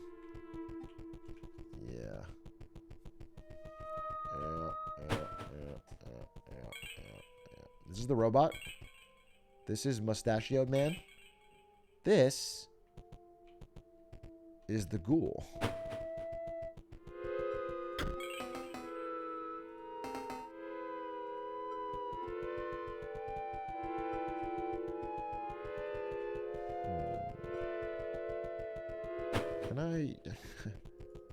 Can I somehow do something with this?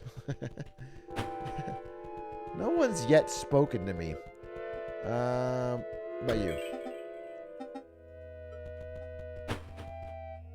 And you, I think, don't want to... No, I don't have a goddamn offering. Here's what I'm offering. Tell me what the fuck you're doing in this coffin, or I beat your ass. That's my offer. Take it or leave it. I guess you can't. He would obviously choose to leave it. So I actually don't offer to leave it. You know what? Maybe this has to do with somewhere else.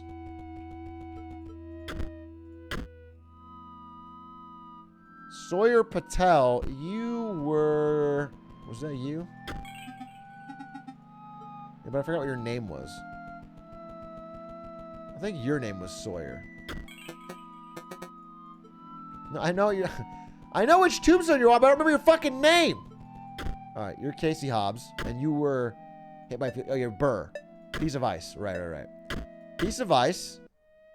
And to be quite honest, there was no cure. You, eaten by a hungry dog. Doesn't hold a grudge. And you were missing a piece. Interesting. Where the fuck? Oh, it's got to be with the fucking final person. The offering. What kind of fucking offering do you want? Oh, you damn dirty bitch. You want an offering? You'll get it.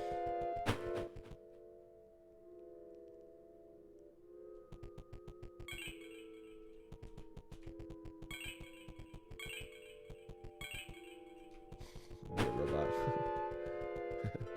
This is hype. Have I checked this out yet?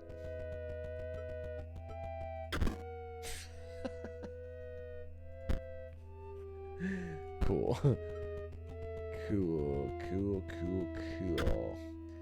Defibrillator would not have worked, so let's change this all around. Eaten by a hungry dog. Doesn't hold a grudge. That makes sense. Piece of falling ice. Defibrillator failed. Yes.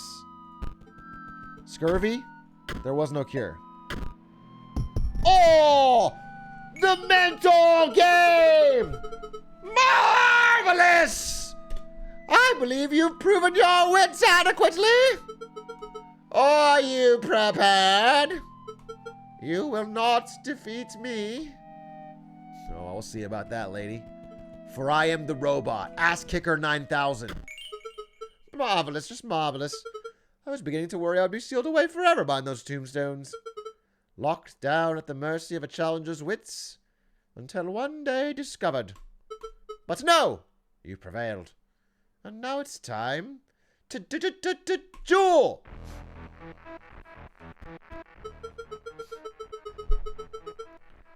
My minions never truly die, you know. Let's see how you fare. Your minions never truly die? Well, mine never truly live. Welcome to the robots, bitch. In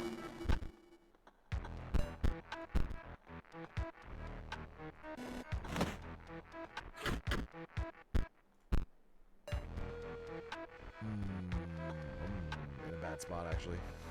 Shit.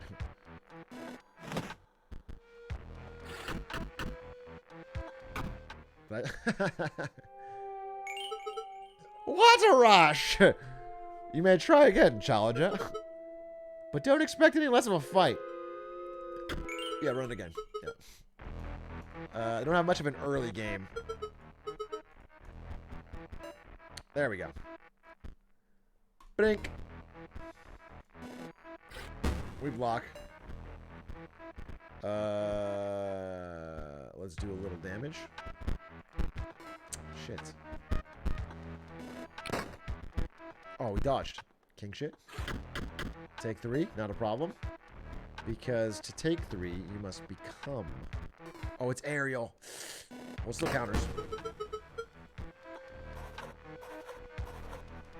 Wait, what the hell? She brings back all her creatures? This one will be back. Oh, it transformed. I just lost again. Oh, god damn it. Well, she's a devious one. Perhaps you'll need to open more packs and improve your deck. Perhaps you'll need to shut the fuck up, lady. Go again. Again you try. I'm beginning to tire. But I must still acquiesce. Let's see how you fare. I'll show you how I fare. I'll show you how I fare, alright. I'll show you how I bust fare. Got him.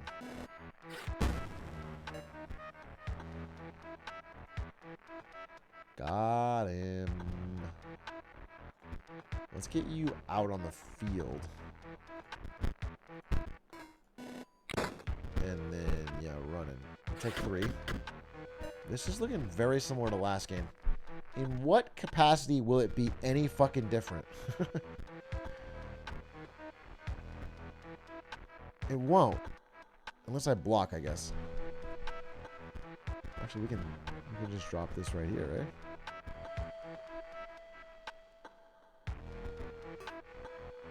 No, it's still gonna take 6. Wait. No, I'll be fine.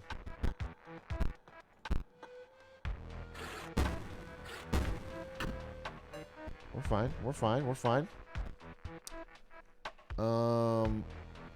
We're not fine though. No, we lost yet again. Holy shit.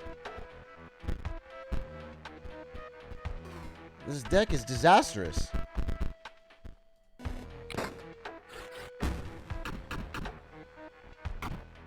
Okay, new plan. I'm not going to get any more cards. I'm going to beat you with what I have here. I'm going to beat you with what I have here. I just need to change my deck ever so slightly to create. Whoa, that's kind of cool. That is cool. You can make fucking the cards stronger and stronger. Wow, you can make a bone-based deck. I want to make like a cool robot deck, but the robots kind of fucking suck. Oh, wait, more bots. Thick droid? Costs 5, though. This one is 3 blood. That's a pretty good one. In fact, we need to get you in the deck. And we need to lower the amount of 6 costs I have in general. Jesus. This thing's 2/2 for 6. It's insane. And then I need some blood. I need like the Mantis God would be good. 2 Herakals? Yes. Yes. Still not enough. This deck fucking sunks. This deck is no Blaine.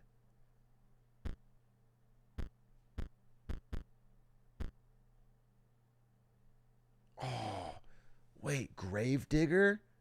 Generating bones? Ooh, Dead Hand seems pretty good. Toss a Dead Hand in there. Get rid of a Steam bot. Yeah, let's try it again. All right, new deck. New deck, new chance at a victory. Wait.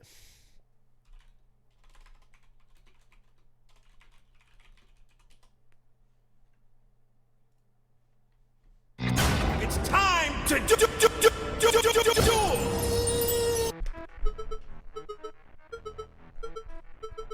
The cycle continues. Let's go. Let's go. Let's go.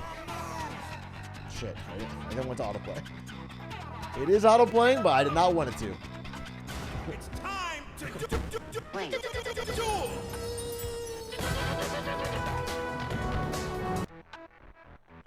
It's gonna play another one. Okay. All right. Fuck. Back to Hitman. Is that from an anime? Yeah, it's from S3K. Check it out. Explode bot. Right here. Easy clap.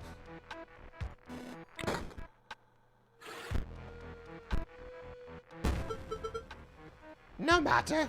Death is never final. That one will be back in no time. Not worried.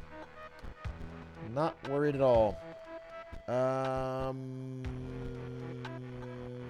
This goes here. This goes here.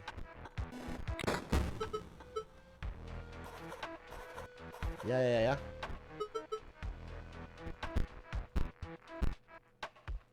This 3-3 is a real problem. This 3-3 is a pain in my ass. I guess we'll put this here.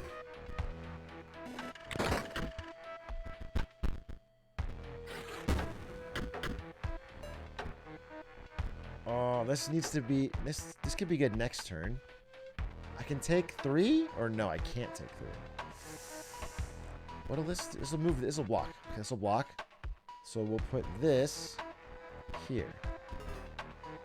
And this here. Oh, interesting. I goofed.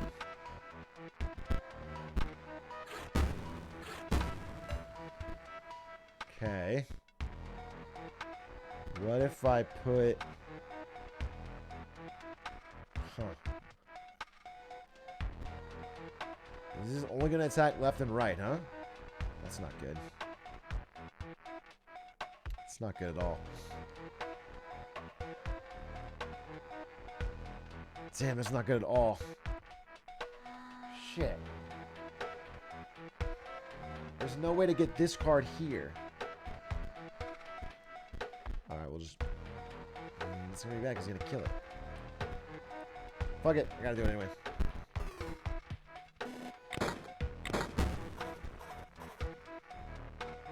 It was good damage. Okay. We're not out of the woods yet. Play this here. Play this here.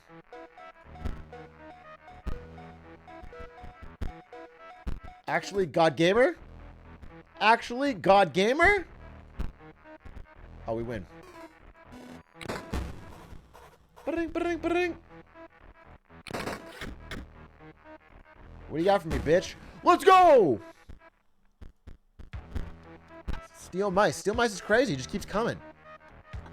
And he don't stop coming.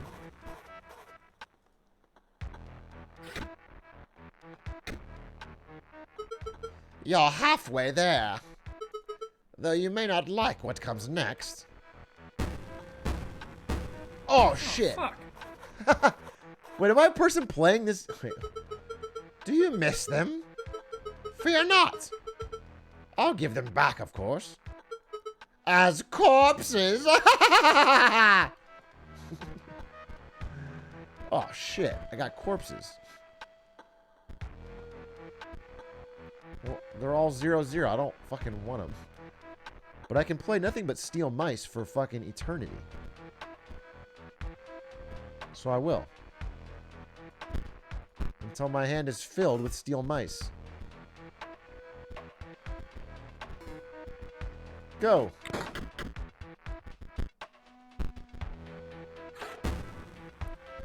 It don't matter. It don't. Can I... Is 6 the max energy cells? Probably.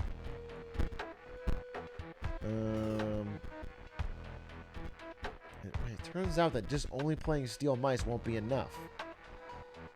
That's cringe. Play this, though. Play this. Sack it. Play this. Let the chopper sing.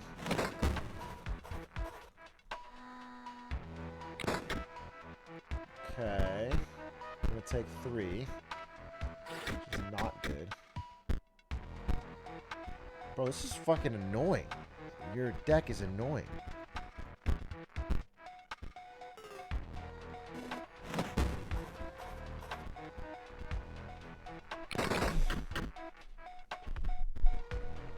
We should win, though.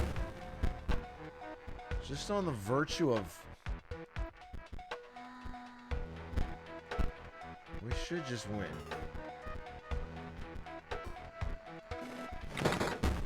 You finished the game already? I'm still in the game. I'm playing the game as we speak. I'm fighting this fucking crypt lady who's got a deck that never dies. And a story that never lies. Blink. Blink.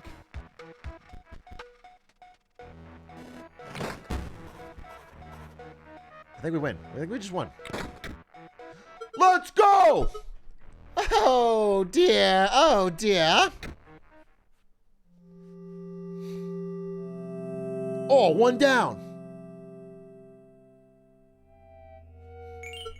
You really defeated me? I was not expecting that.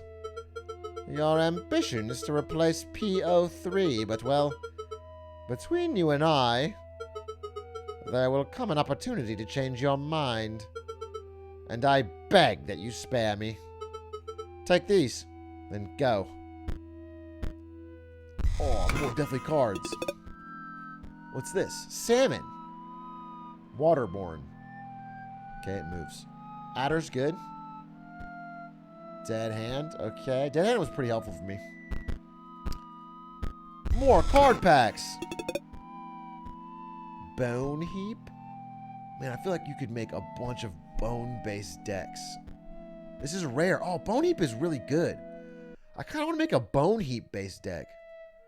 But maybe I'm saying that because I'm in the Deathly area and I got a lot of bone-based cards. Battery low. What the fuck are you talking about? Let's see if we want to buy some. Let's take him to the Bone Zone. No, wait, sorry. Accuracy is important. You wish to trade? Bit of a dolphin.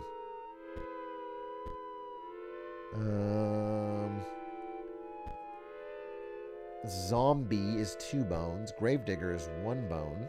Generates a bone, though. And you can buy a rare Bone Heap. Interesting. I think I'll just buy a pack, huh? No, we'll come back to this.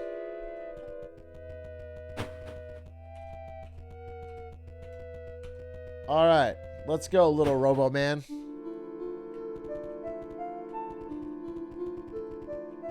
I can't fight Leshy until I've defeated everyone else. So let's defeat you. The note reads, "Greetings! If you are reading this, it must be because you wish to challenge me. Magnificus! Magnificus! To a card battle. But in order to earn that privilege, you must first defeat my 3 graduate students. As for their whereabouts, that is up to you to discover. Sincerely, Magnificus." Alright, King. I'll find your poor, underworked grad students and beat the shit out of them until you come out and see me. A strange monocle. You put it on. Oh, a clue?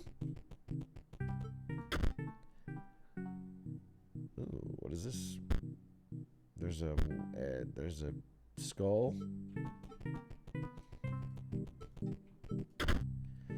The inside of the chest is covered in a sticky green goo, but you find a card pack. Bring, bring. Junior Sage, Orlu's Mox. These are all about the gems, huh? A thick droid. For this thick droid player. Wait a minute. If this guy's the wizard guy, and Leshy's the beast guy, and this guy's the bone guy, why don't I go here first and get some fucking robot cards? 9-head. Challenge me. Let's see your deck. Weak cards. Total lack of synergy. This pile really doesn't stand a chance against me. Look, I'm trying to finish up my conduit control list here, but the bots they're sending down the line are trash. Get those workers to send me something good. Tell them to throw themselves on the line if necessary. And please have a decent deck by the time you're done. I will have a decent deck. I have a decent deck already. Don't talk shit about my deck. My deck is good. You reach the junk card and find a card pack. Oh, a techno card pack. Whoa, a curve hopper, which is a 2/3 for 4. Not bad. Factory conduit. Empty space within the circuit completed by a factory conduit spawn leap bots. I'm not sure what that exactly means, but I'm excited to learn more.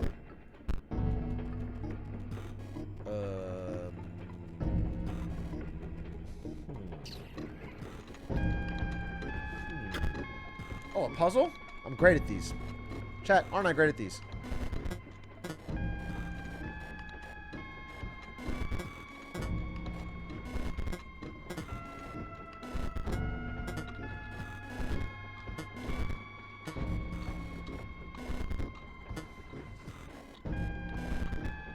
Wow. One of the harder puzzles. It'll take my entire mental faculties to solve it. Interesting. Right, of course, that makes sense. Which is why I would do it like this. No, I would do it like this. And then this. No, I would do it like this. And then, reasonably, of course, I would do it like, no. Right. Right, I do get it. Believe me, I do get it. I actually get it all too well. And what I see shocks and scares me. Oh, of course. What that means is I need to do the following. Of course. But I forgot about one thing. You see, what I never quite understood, but now fully understand, is that I have to do this.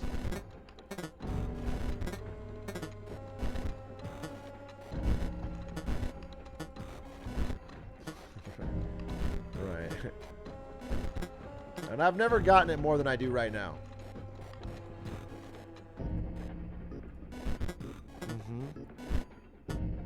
Yes. No, but for real though, it actually makes so much sense. It makes so much sense! Why didn't I see this before? When you play it like this, the fucking numbers come flying in. Oh wait, what about this? What about this?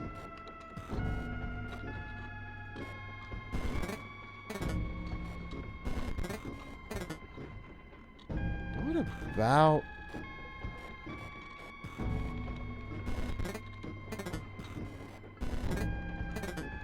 There's something here. There's something here, bozos.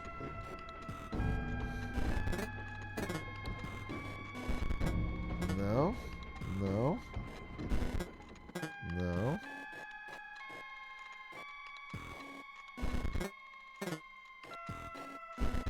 What is that like that?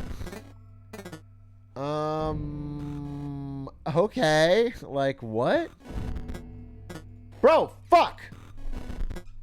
Fuck!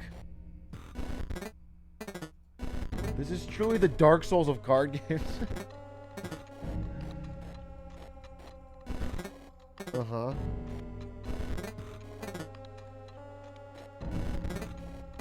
What's crazy is that I fully understand this puzzle. I'm just...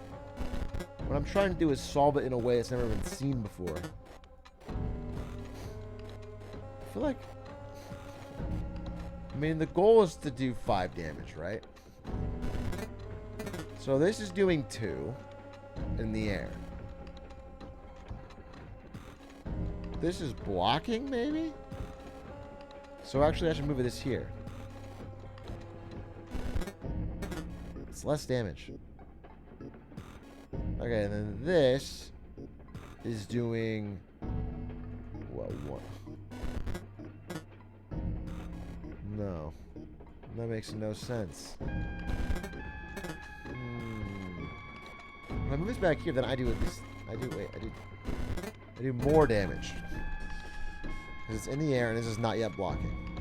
So this does, boom, 1, 2, 3 damage. But this blocks... What if I do this right there? That's 2, that's 3. Am I even fucking close here?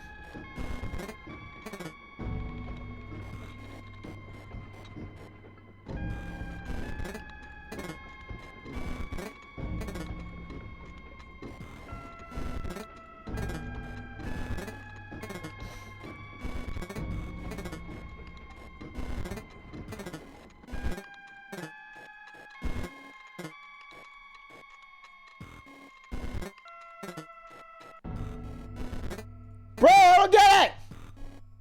I don't fucking get it!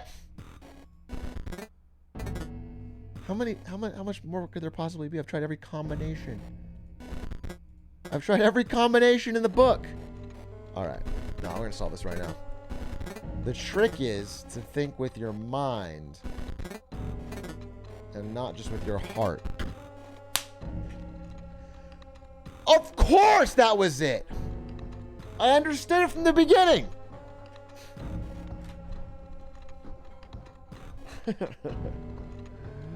The lock unclasped and a drawer burst forth. It contained 2 card packs. You received a second card pack. 2 card packs? You spoil me, game. Energy conduit. Your energy never depletes? Wait, that seems fucking sick. Gamblobot. Pay 1 energy to set the power of the remote. Oh, that's fucking awesome. No conduit completes a circus, but has... Okay, I gotcha. So it's about building these sort of circuits. Mrs. Bomb. When Mrs. Bomb is played, fill all the space with explode bots. That's fucking sick as well. For 3, you get 3. That's insane. Okay. Cool. Cool beans. Fucking frigid frijoles. Let's put all of these in there. And get rid of a lot of the crap, dude. Why do I need you? Oh, because you're ramp. That's ramp.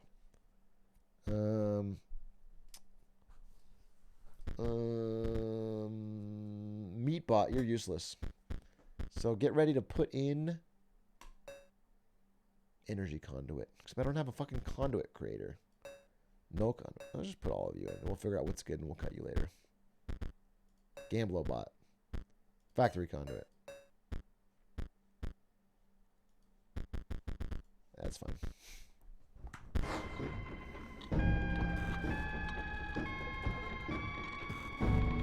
Alright.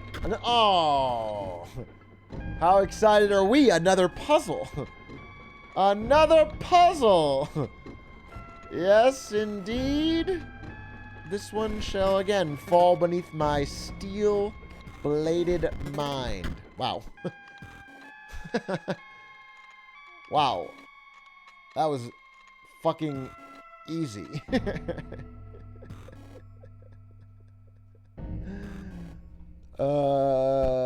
for a fucking intellect like mine, I cracked that code. Yeah, thank you for the extra stuff. Love to see it. Love to have it. More energy conduits, huh? Good to know. Good to know. Let's see if I can help out this puzzle right here. Ooh. Don't mind if I do solve this.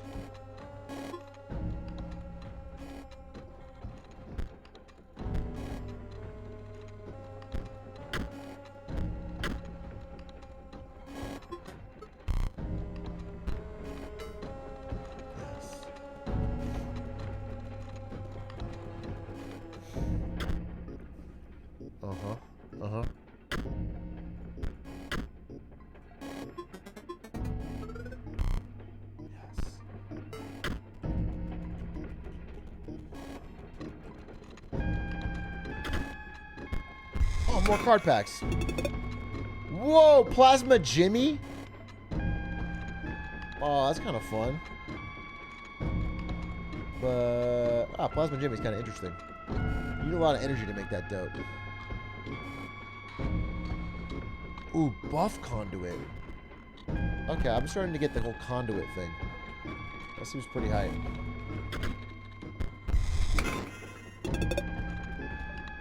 Curve hopper. Yeah, okay. Yeah. This is probably an enemy. I should make my deck a little better. Toss that in. Toss that in. Toss that in. Toss the curve hopper in. Toss the buff conduits in. And toss the Gambler bot in. And we'll just see. We'll see how things shake out. What is it? What do you want? Oh, I skipped your line. I'm very busy here. What? PO3 isn't happy with my output, but I am merely the inspector. To put better bots on the line, I would need to. Just who are you? PO3 would only trust someone with some semblance of card game skill. I am very busy. Robot voice is too slow.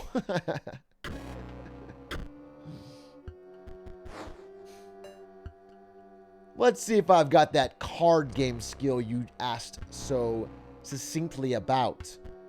When I drop one of these, I might leave you quite interested.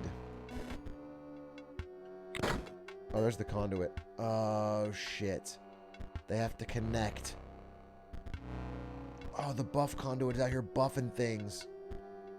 I need this badly. I need this badly. Okay. No. Do this and then run. Yeah. Do that and then run.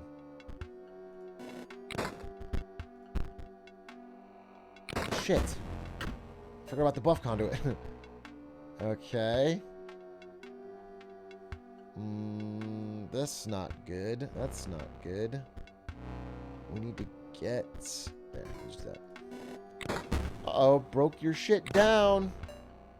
Okay, we're starting to take some fucking heat. You go there.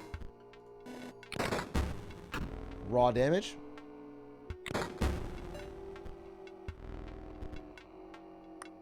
We're not at 6 yet. 3, 4, 5. So what is this gonna do? So if I put you here, and I put you here, it works.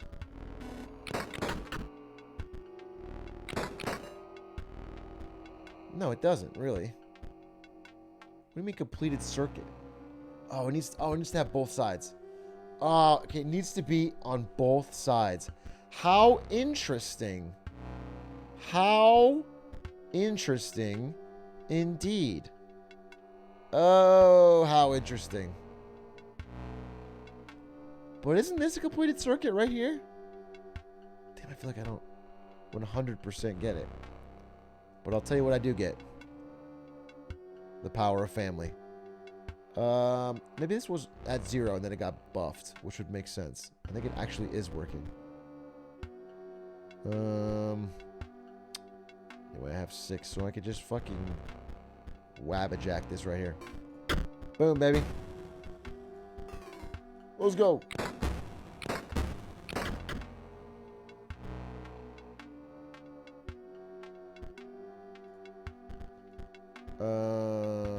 Yeah, we're good. Let's go! Access damage. Card game. Oh dear. Your message from PO3 must indeed be genuine. As I mentioned, I am a mere inspector. Not an engineer, not a designer. I cannot send new bots down the line, but I can send myself. I am proud to have served PO3 faithfully. Well met, stranger. Wow, robot seppuku. Holy shit. You ever beat somebody at card games that badly? They fucking jump in a fucking assembly line? Alright. I'll miss him. I mean, I don't know him that well, but what I'll miss is cruising through these puzzles as easily as I can.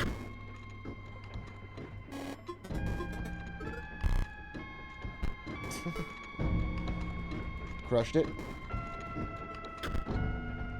Oh, yes.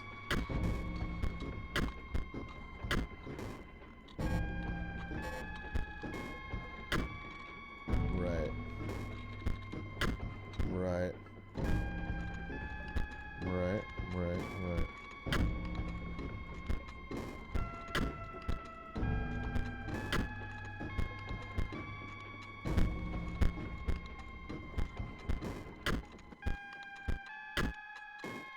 Mm-hmm.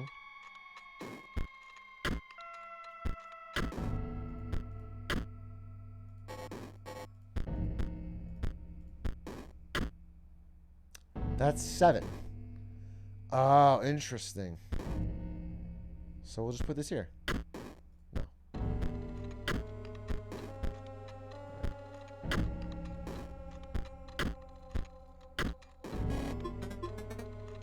Actually solved it!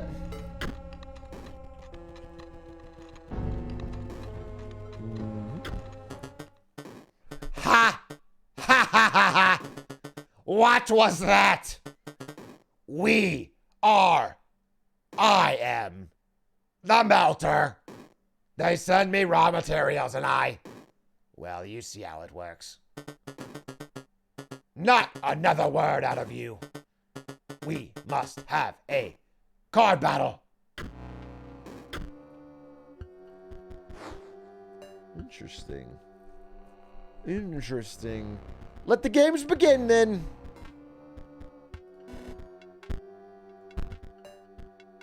Ooh, that's tough. That is tough. That is tough. That is unfortunately tough.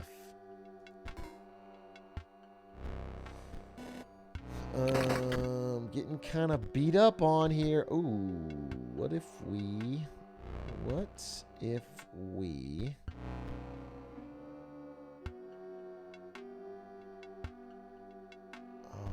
we...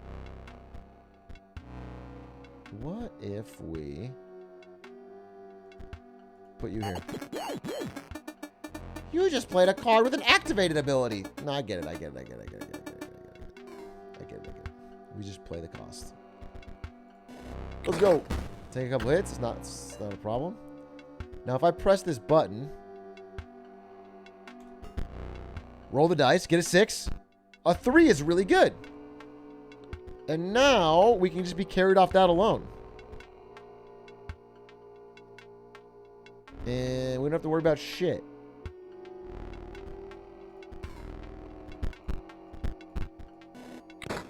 Does it stay 3?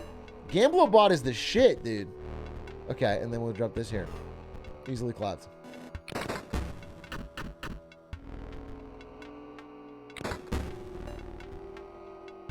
And right. And wait, what if I do this? What if I spawn a leap bot every turn by getting rid of this and putting this here? Does that work? Oh, it does. Now I get infinite energy and I get a leap bot every turn? And I could roll his dice 6 times till I get a 6? 5 is good enough. Let's go!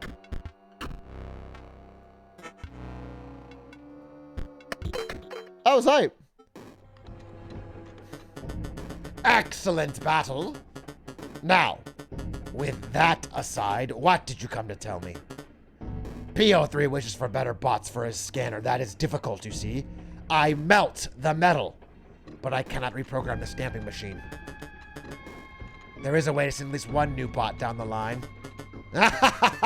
Yes! For PO3! Holy shit, he's doing it to himself. Oh, he's gonna melt his own body.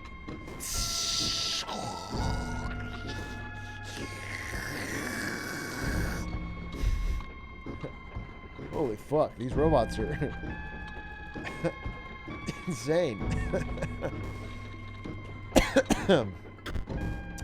-5 out of 3. Okay. Let's turn that around.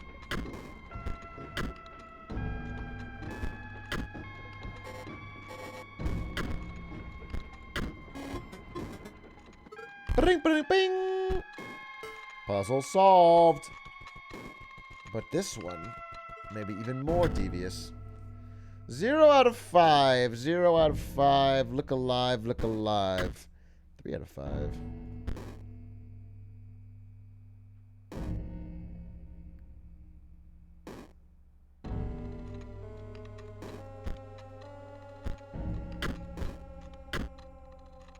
Five out of 5. Turn -3 to -1. And +1 on 2. No. +1 on 0. No. +1 on 3. Nope. Wait.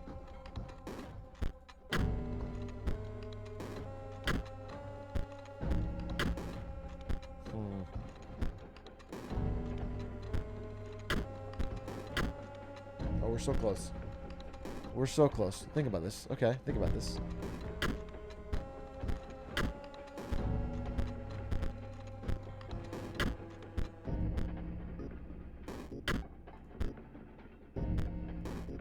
Do you have to use every one of them?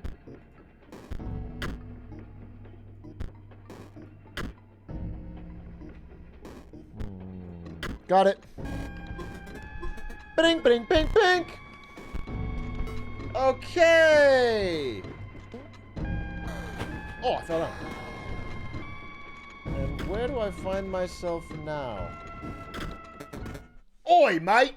I know what you're here for. You're asking me to take a dive.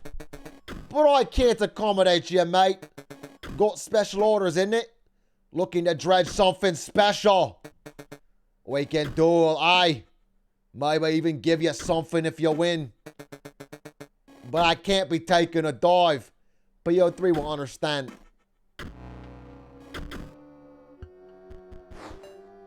Come on, England.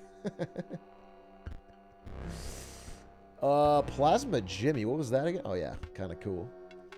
Alright, I'll play this. And we just chill. Know what, mate?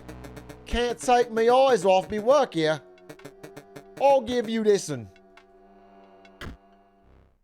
Wait, what? Here. Take your pack. Fucking owned. Fucking owned England, dude. Energy Insecto drone. Yeah, it's just a flying. Okay, got it. Got it. Now off with ye. I need to concentrate. Oi! Is that? PO3's gonna reward me big for this one. Bro, I have no idea what you're talking about. Alright. Are we supposed to jump on the fucking tracks? What is happening?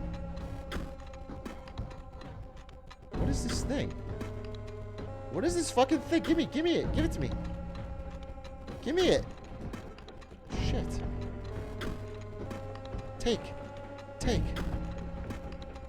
Oh, it's going upstairs.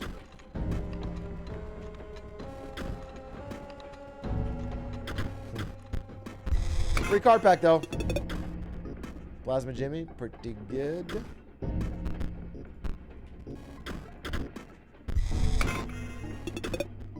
Oh, Mox module. Whoa, that could be a good combo card. Interesting. Extremely interesting, actually. So I have to go follow that thing up, I guess.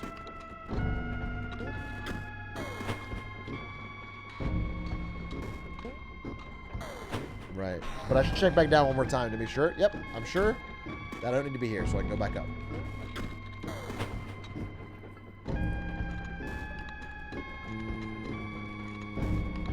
Oh, it's gonna melt. What happens when it melts?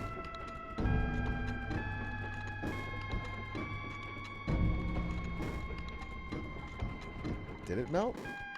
It didn't melt. Well, now it's just getting... Wait, what the fuck's happening? It looks so glitchy. What is your deal, thing? But I can't pick you up. Okay, let me follow you where you go. So if I were to follow where you go through here, all the way down here, all the way around here, over here.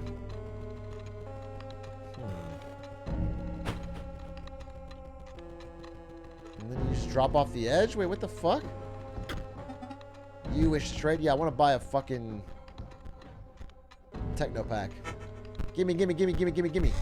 Crack the pack! I got a curve hopper. God damn it.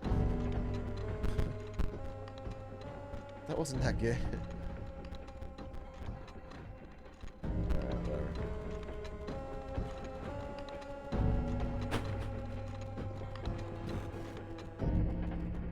Alright, what's up?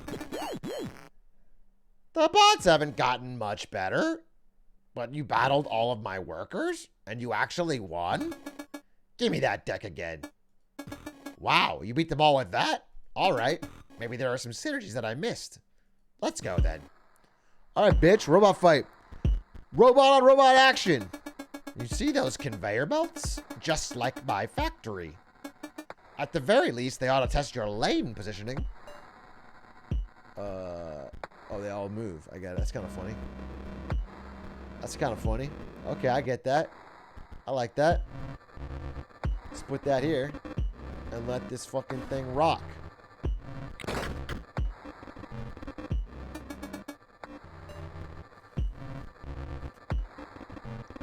If I put this down, I can't do that.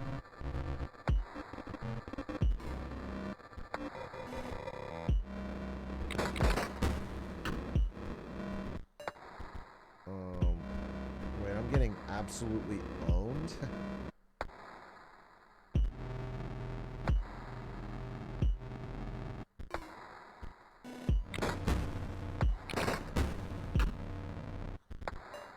Wait, I'm getting owned?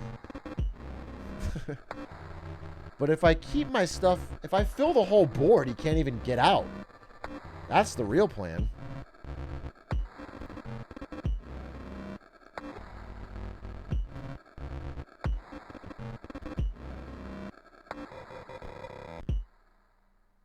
Okay. Wait, do I... Is this thing completed? Is this conduit completed? I can't tell. Fuck it. Oh, it is. Oh, that's so huge. This thing is so goated. On the fucking sticks. Alright, I just pop this on. And then I fucking press this button until I... Oh, this is just such a powerful deck, actually. Bro, I can keep rolling until I get a fucking 6. Oh, this is insane. Gamblo bot plus energy conduit is the fucking wave.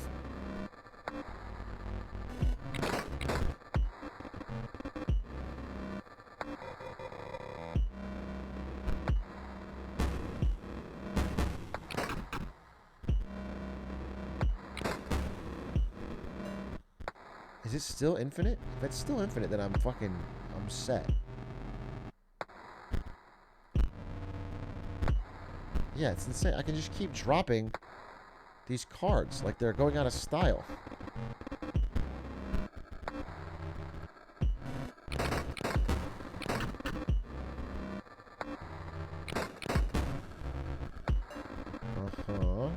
Oh, this is 6?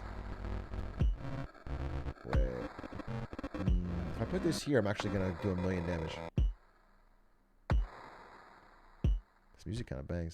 Alright, let's drop here.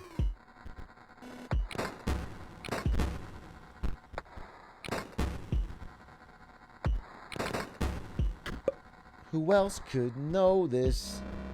Got this strong. Blink. Oh, easy. Wait, those are my own explode bots? Wait.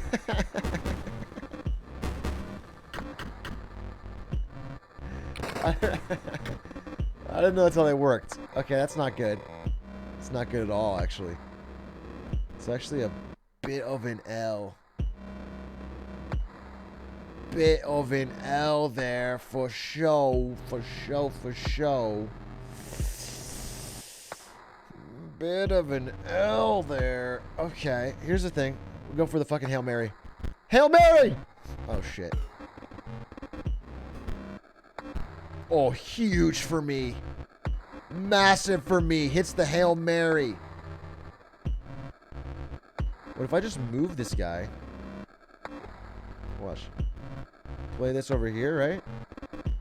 Yeah, and then I just win.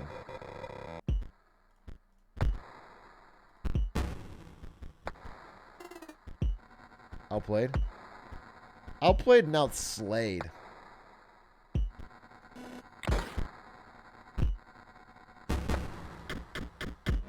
Let's go! Okay, reset. Oh, scanner's online. Which card to scan? Just kidding. Obviously the one with the best stats. Ah, fuck. The stat line could be better. Yo. Yeah, you stole my card, but you don't have the fucking... You just have the base stats, idiot. Is this still mine? Wait, are these all... I can't tell which ones are fucking his and which ones are mine. I actually fucking don't know, for real. For real, for rel.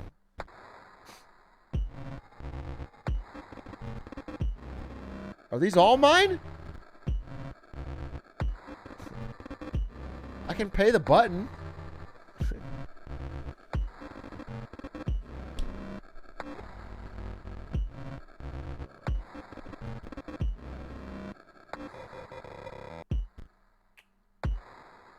Bro, I never played a Bolt Hound. Why do I have a Bolt Hound? Alright, we're just gonna fill the board and figure it out.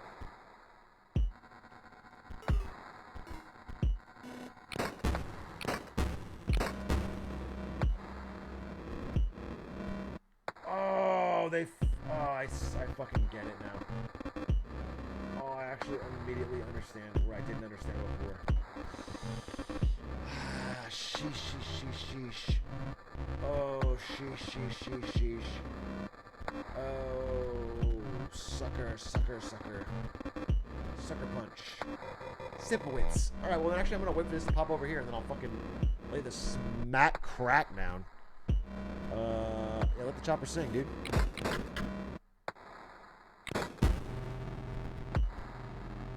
How about this, bucko? I think I fucking swing for the win. Oh. Yes, sir!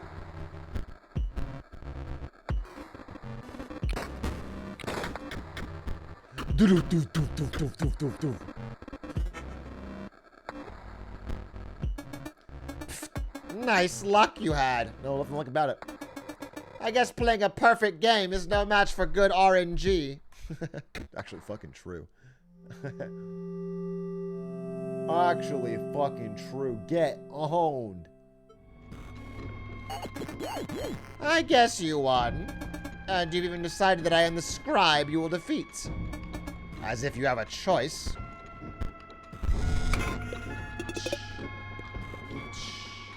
More Gambler-bots for the gambling fiend? Don't mind if I do. Oh, What's this? Energy bot? Energy bot. Interesting. It costs 2 though. It's kind of slow. I think just energy conduits. Ooh, battery really low. Oh shit.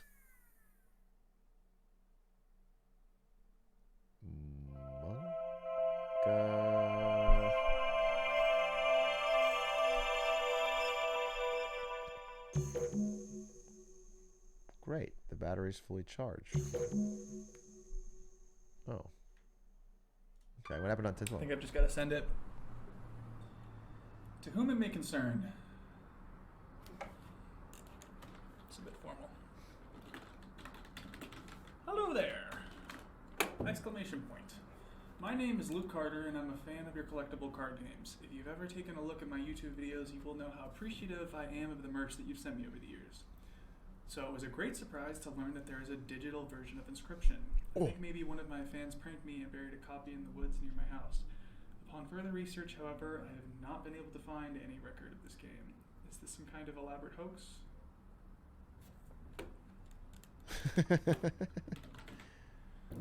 Any trace of this game? Is this some kind of elaborate hoax? The game doesn't seem like the work of a prankster. It at least appears professionally made.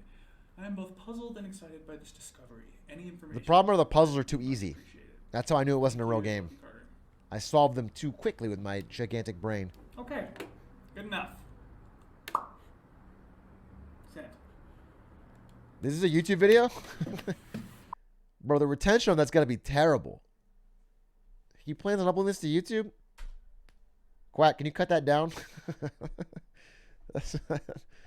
There's just that doesn't, that could be like a 1 second, dude.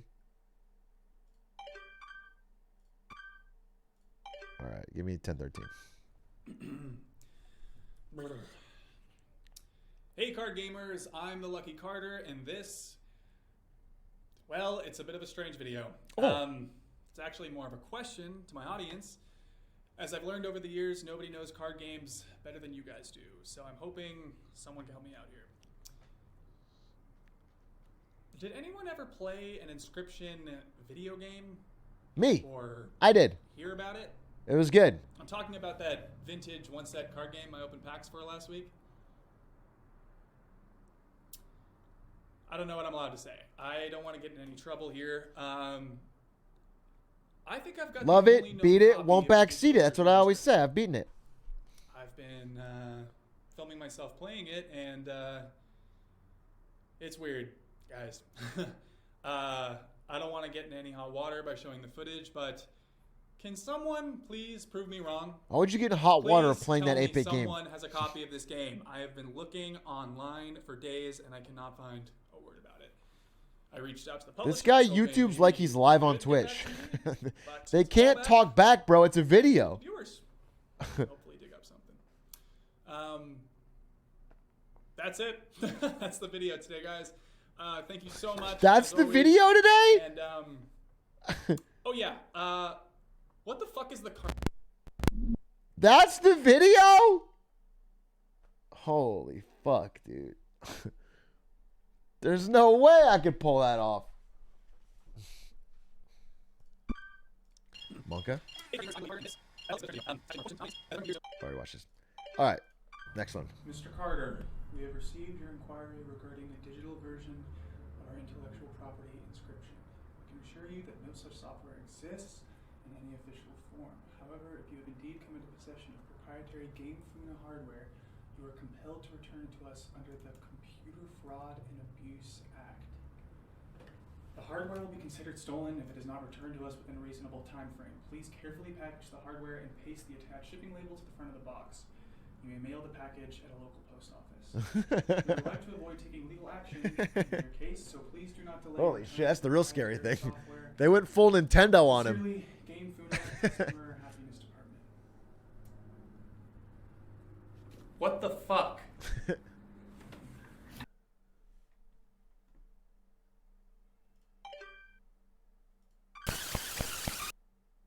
Okay.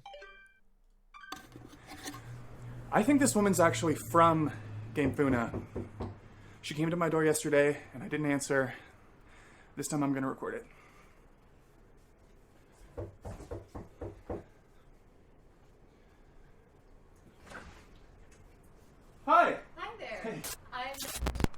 disk for a game called Inscryption. I was told you came by a copy of it somehow. Sound familiar? No. No? No, I don't know anything about that. Really? Inscryption, you said? Yes. No, I don't think so. Wow, good. Really?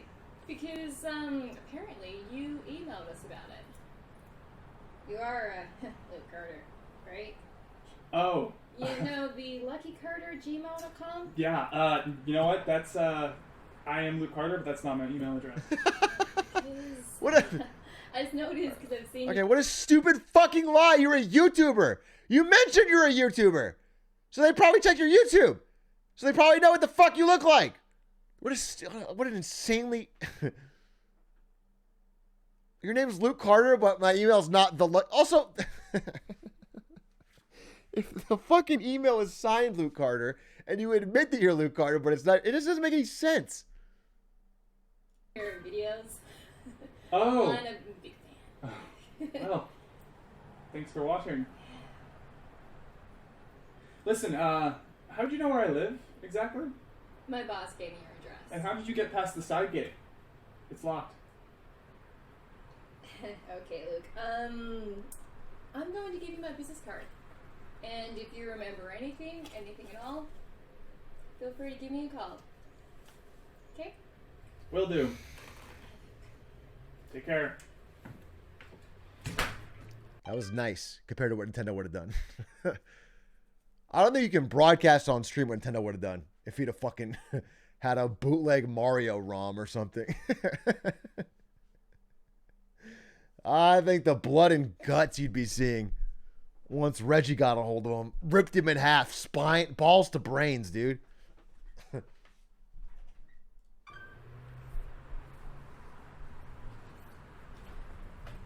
What the fuck? Mm-hmm.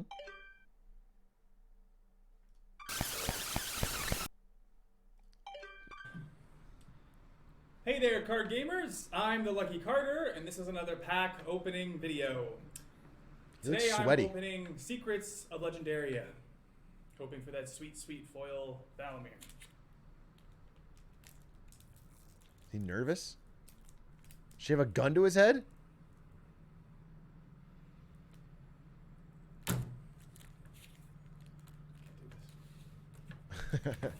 Amen, brother. Streaming's hard. Hardest job there is. Amen. Amen. Sometimes you just don't want to fucking, you know, give it to him. Burnout, bro. You know what you should do? You should tell your fans you're doing card opening Monday, and then don't do it. Just fucking don't do it. You know what I'm saying? And they shouldn't blame you for that. Just something I just thought of.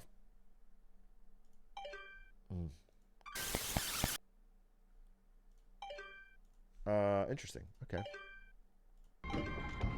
Oh, we're back in the fucking game.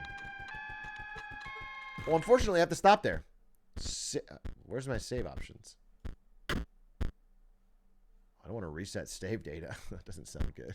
I think we're good. I can just go to start screen here. What if I continue? What happens? Oh, we're good. Okay. Chat, I have to go. And tomorrow, Elden Ring, baby! In a major way! Big ass 3 p.m. Probably going to be live more like 4:30. Well, we'll see. I'll try. But I have work, so we'll see. And I'm going to do some big ass Elden Ring. Insane Elden Ring. I think we'll still get Inscryption done. And we're still going to do the punch stream. Yeah, we're going to do it. We're going to do it. We'll have so much, we're going to do Elden Ring for fucking days and days and days. So we'll figure it out. But I still want to be live as like at 3 p.m. and play some Elden Ring for sure. All right. Chat. Gracias. Thank you for watching. Fun stream today. We got a lot done. Hopefully we know more about the situation in Ukraine tomorrow because I'm actually a little nervous. I want to see how the allies handle it. Have a great night. Sevens. See you tomorrow. Exciting day. That's it. I'm not going to raid anybody. Well, actually, I'll raid Physics if he's live. But I think he's never live. He keeps telling me to raid him, and I keep saying I will, and then he's never live. Physics TV.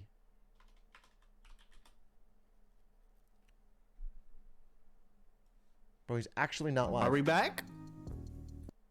No, that's his offline chat. All right. He hasn't been live in like 10 days, dude. Oh, my God.